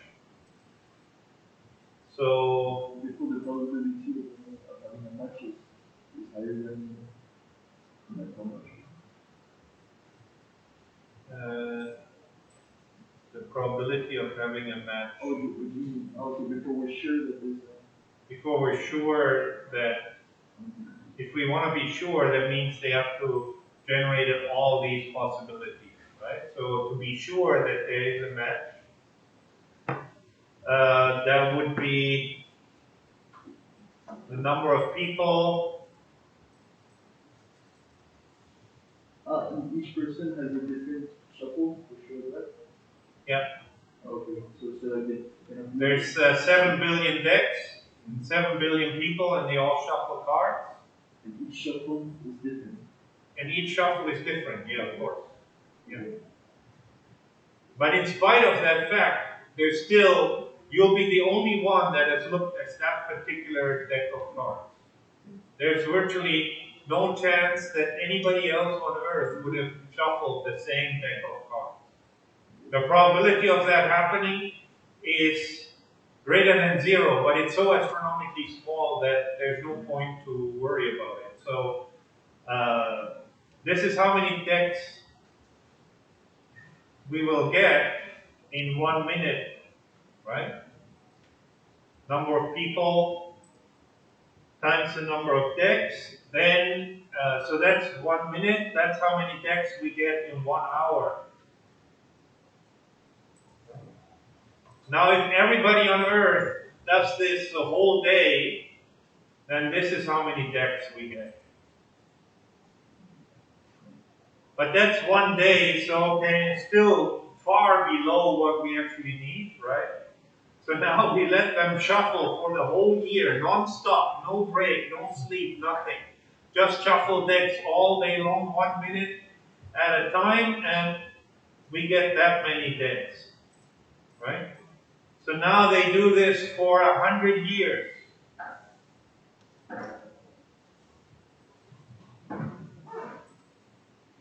So then the probability that we have a match, I guess, would be this.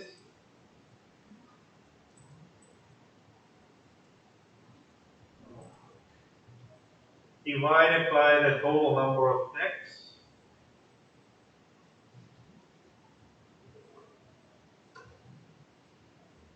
Which is 4 to the 10 minus 51. So, for all practical purposes, this is 0, right? No hope. So, even if you start from the beginning of civilization, 5,000 years,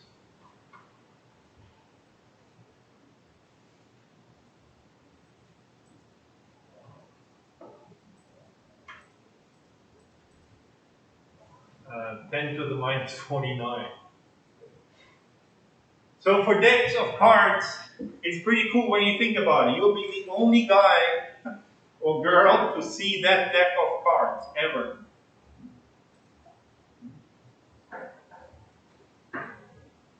So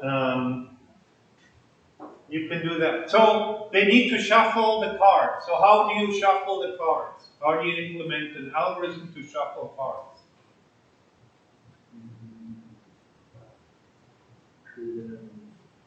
Because usually you just represent them as arrays, right?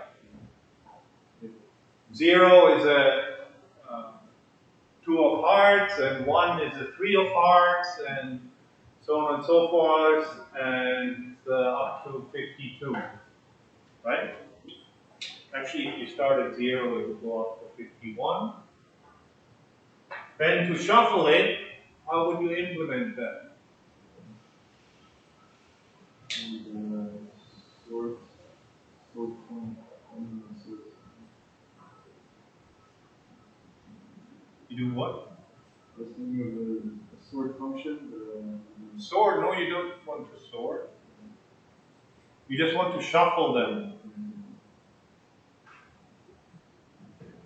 So one algorithm is, and I have a phone there, but anyway, one algorithm would be to simply pick the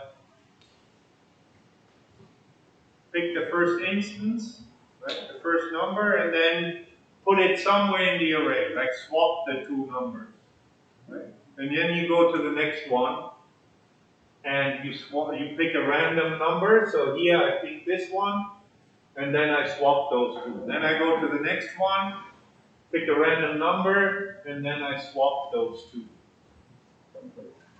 Right? And that algorithm will work. It'll shuffle the deck, but it is not actually correct.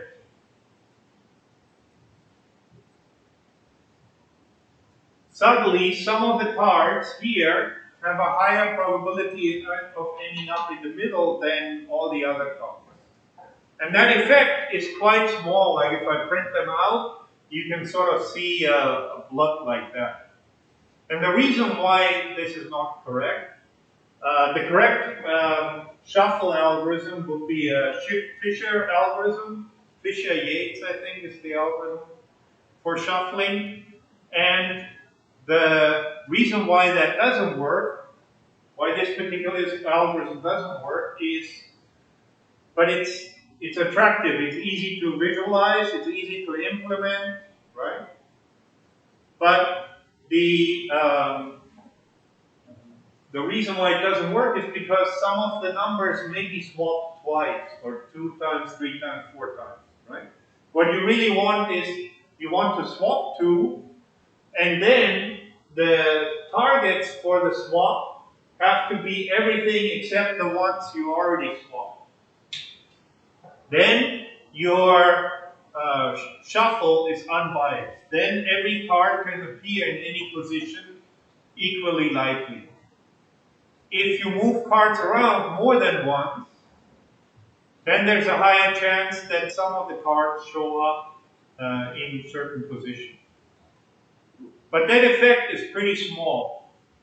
So if you play, you virtually have no chance to exploit that because you can play like 1,000 games in a couple of weeks, right? But if you can play 1,000,000 games in an hour, then of course any shift in the probabilities is going to be to your advantage. Then you can actually exploit it. Right?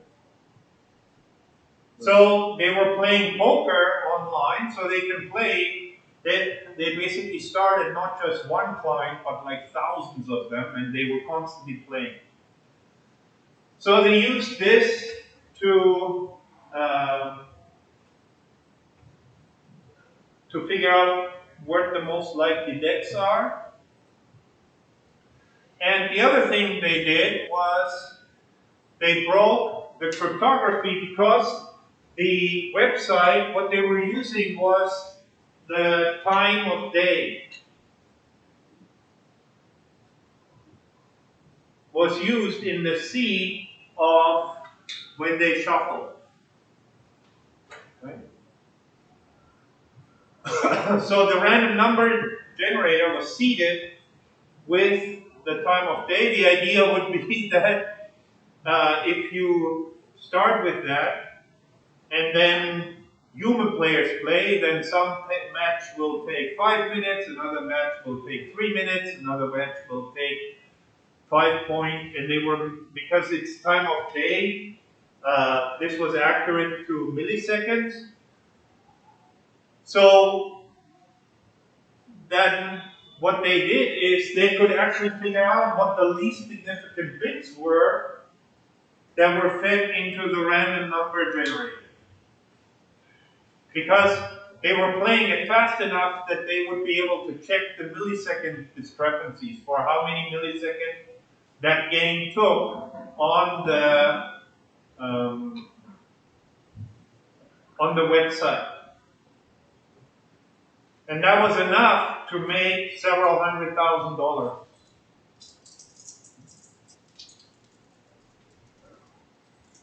So security is very tricky. So even if you try and implement a rock, paper, scissors player, you have to be very careful about how you deal with the security, because then they can also play millions of games against your rock, paper, scissors. If they can figure out how you seed your random number generator, then then you're a little bit out of luck. Of course, you want to reseed after every shuffle, I think. I think that's the right thing to do, but not on the time of day. But if you don't reseed, they can also go and figure out what the random numbers are that are generated by your random number generator. They can try and exploit the random number generator algorithm that you use yourself. So this turns out to be very subtle. Security is very difficult. And people are putting in a lot of effort into breaking, especially things like poker websites and all of those things. So for rock, paper, scissors, that's an interesting question then, right? If you play rock, paper, scissors and you implement an algorithm that throws everything 1/3 completely random, and you're sure that works, then you would expect to win about 1/3 of the matches, I guess. 1/3? No. You would expect to win about half of the matches. But if you think you're smarter than that, and the other guy doesn't have a truly random strategy, then you can try and exploit that, but by doing that, you leave yourself open to be exploited. So I guess that's why the rock, paper, scissors competitions are popular.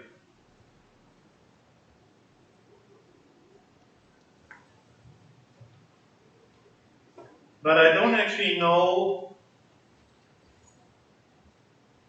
what algorithms they choose.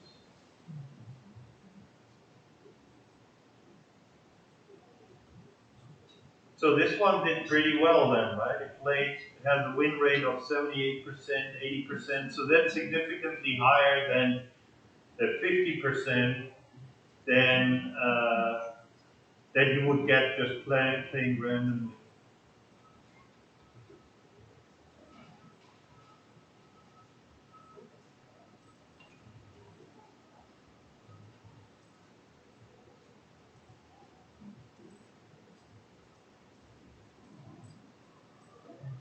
But I really don't know how stable those are. And it would be interesting to see.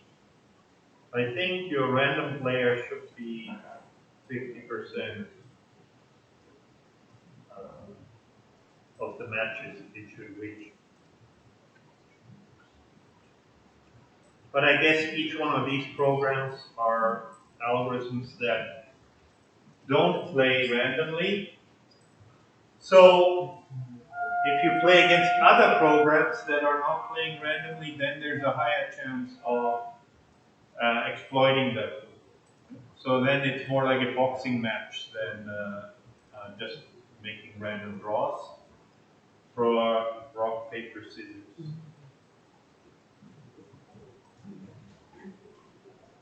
And I guess the other takeaway is that humans are very bad at playing randomly. Um, Virtually impossible. Magicians know that. That's why they can do quite a few magic tricks, are just based on being able to predict what people are likely to choose. Like they have these cards with the star, the waves. There's like a star, there's waves, there's a bunch of other stuff on it. For that one, the probabilities are pretty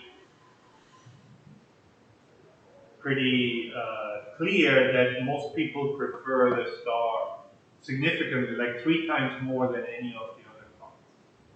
So that's huge. And the interesting thing is that that goes even across cultures. So it's not like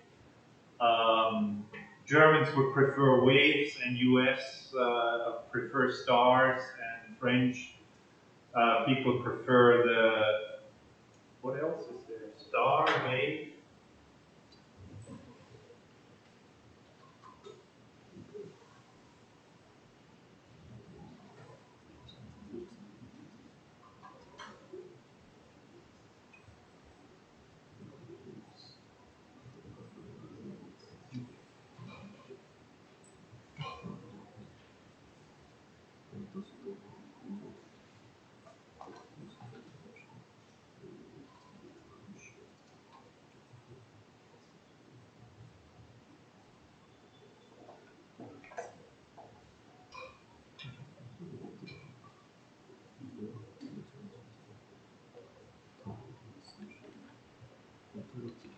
No, cannot Google quick right now. Doesn't really matter, but there's very clear biases for people across different cultures, even. So for cards,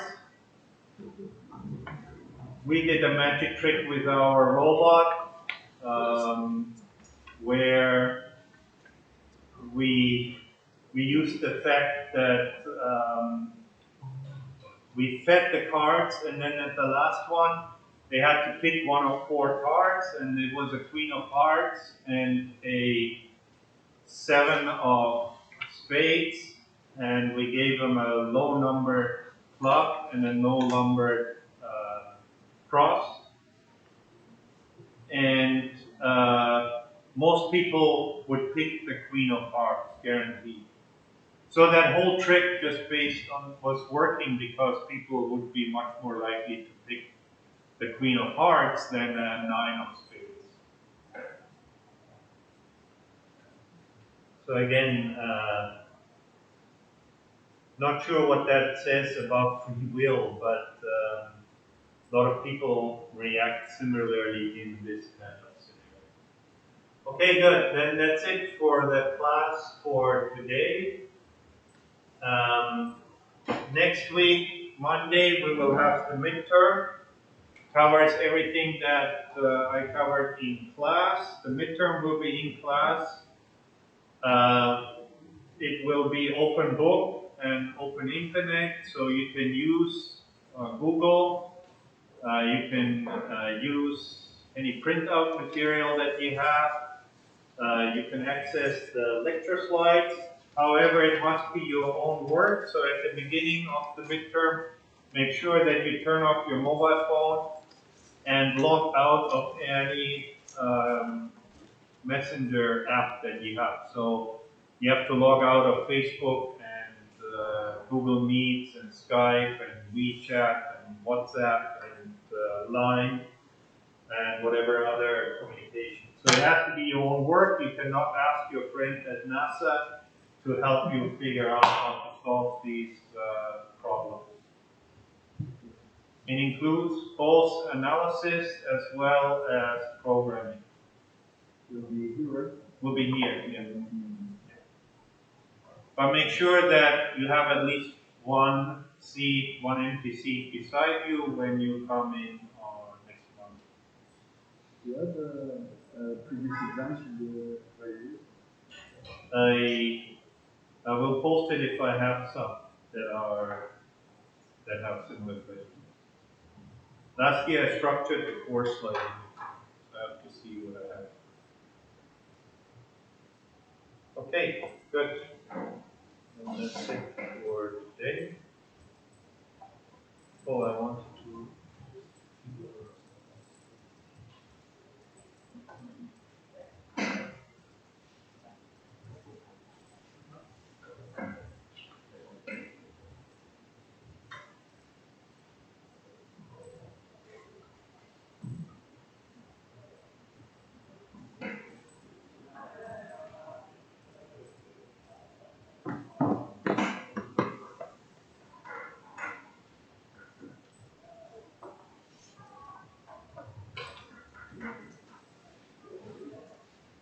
Okay.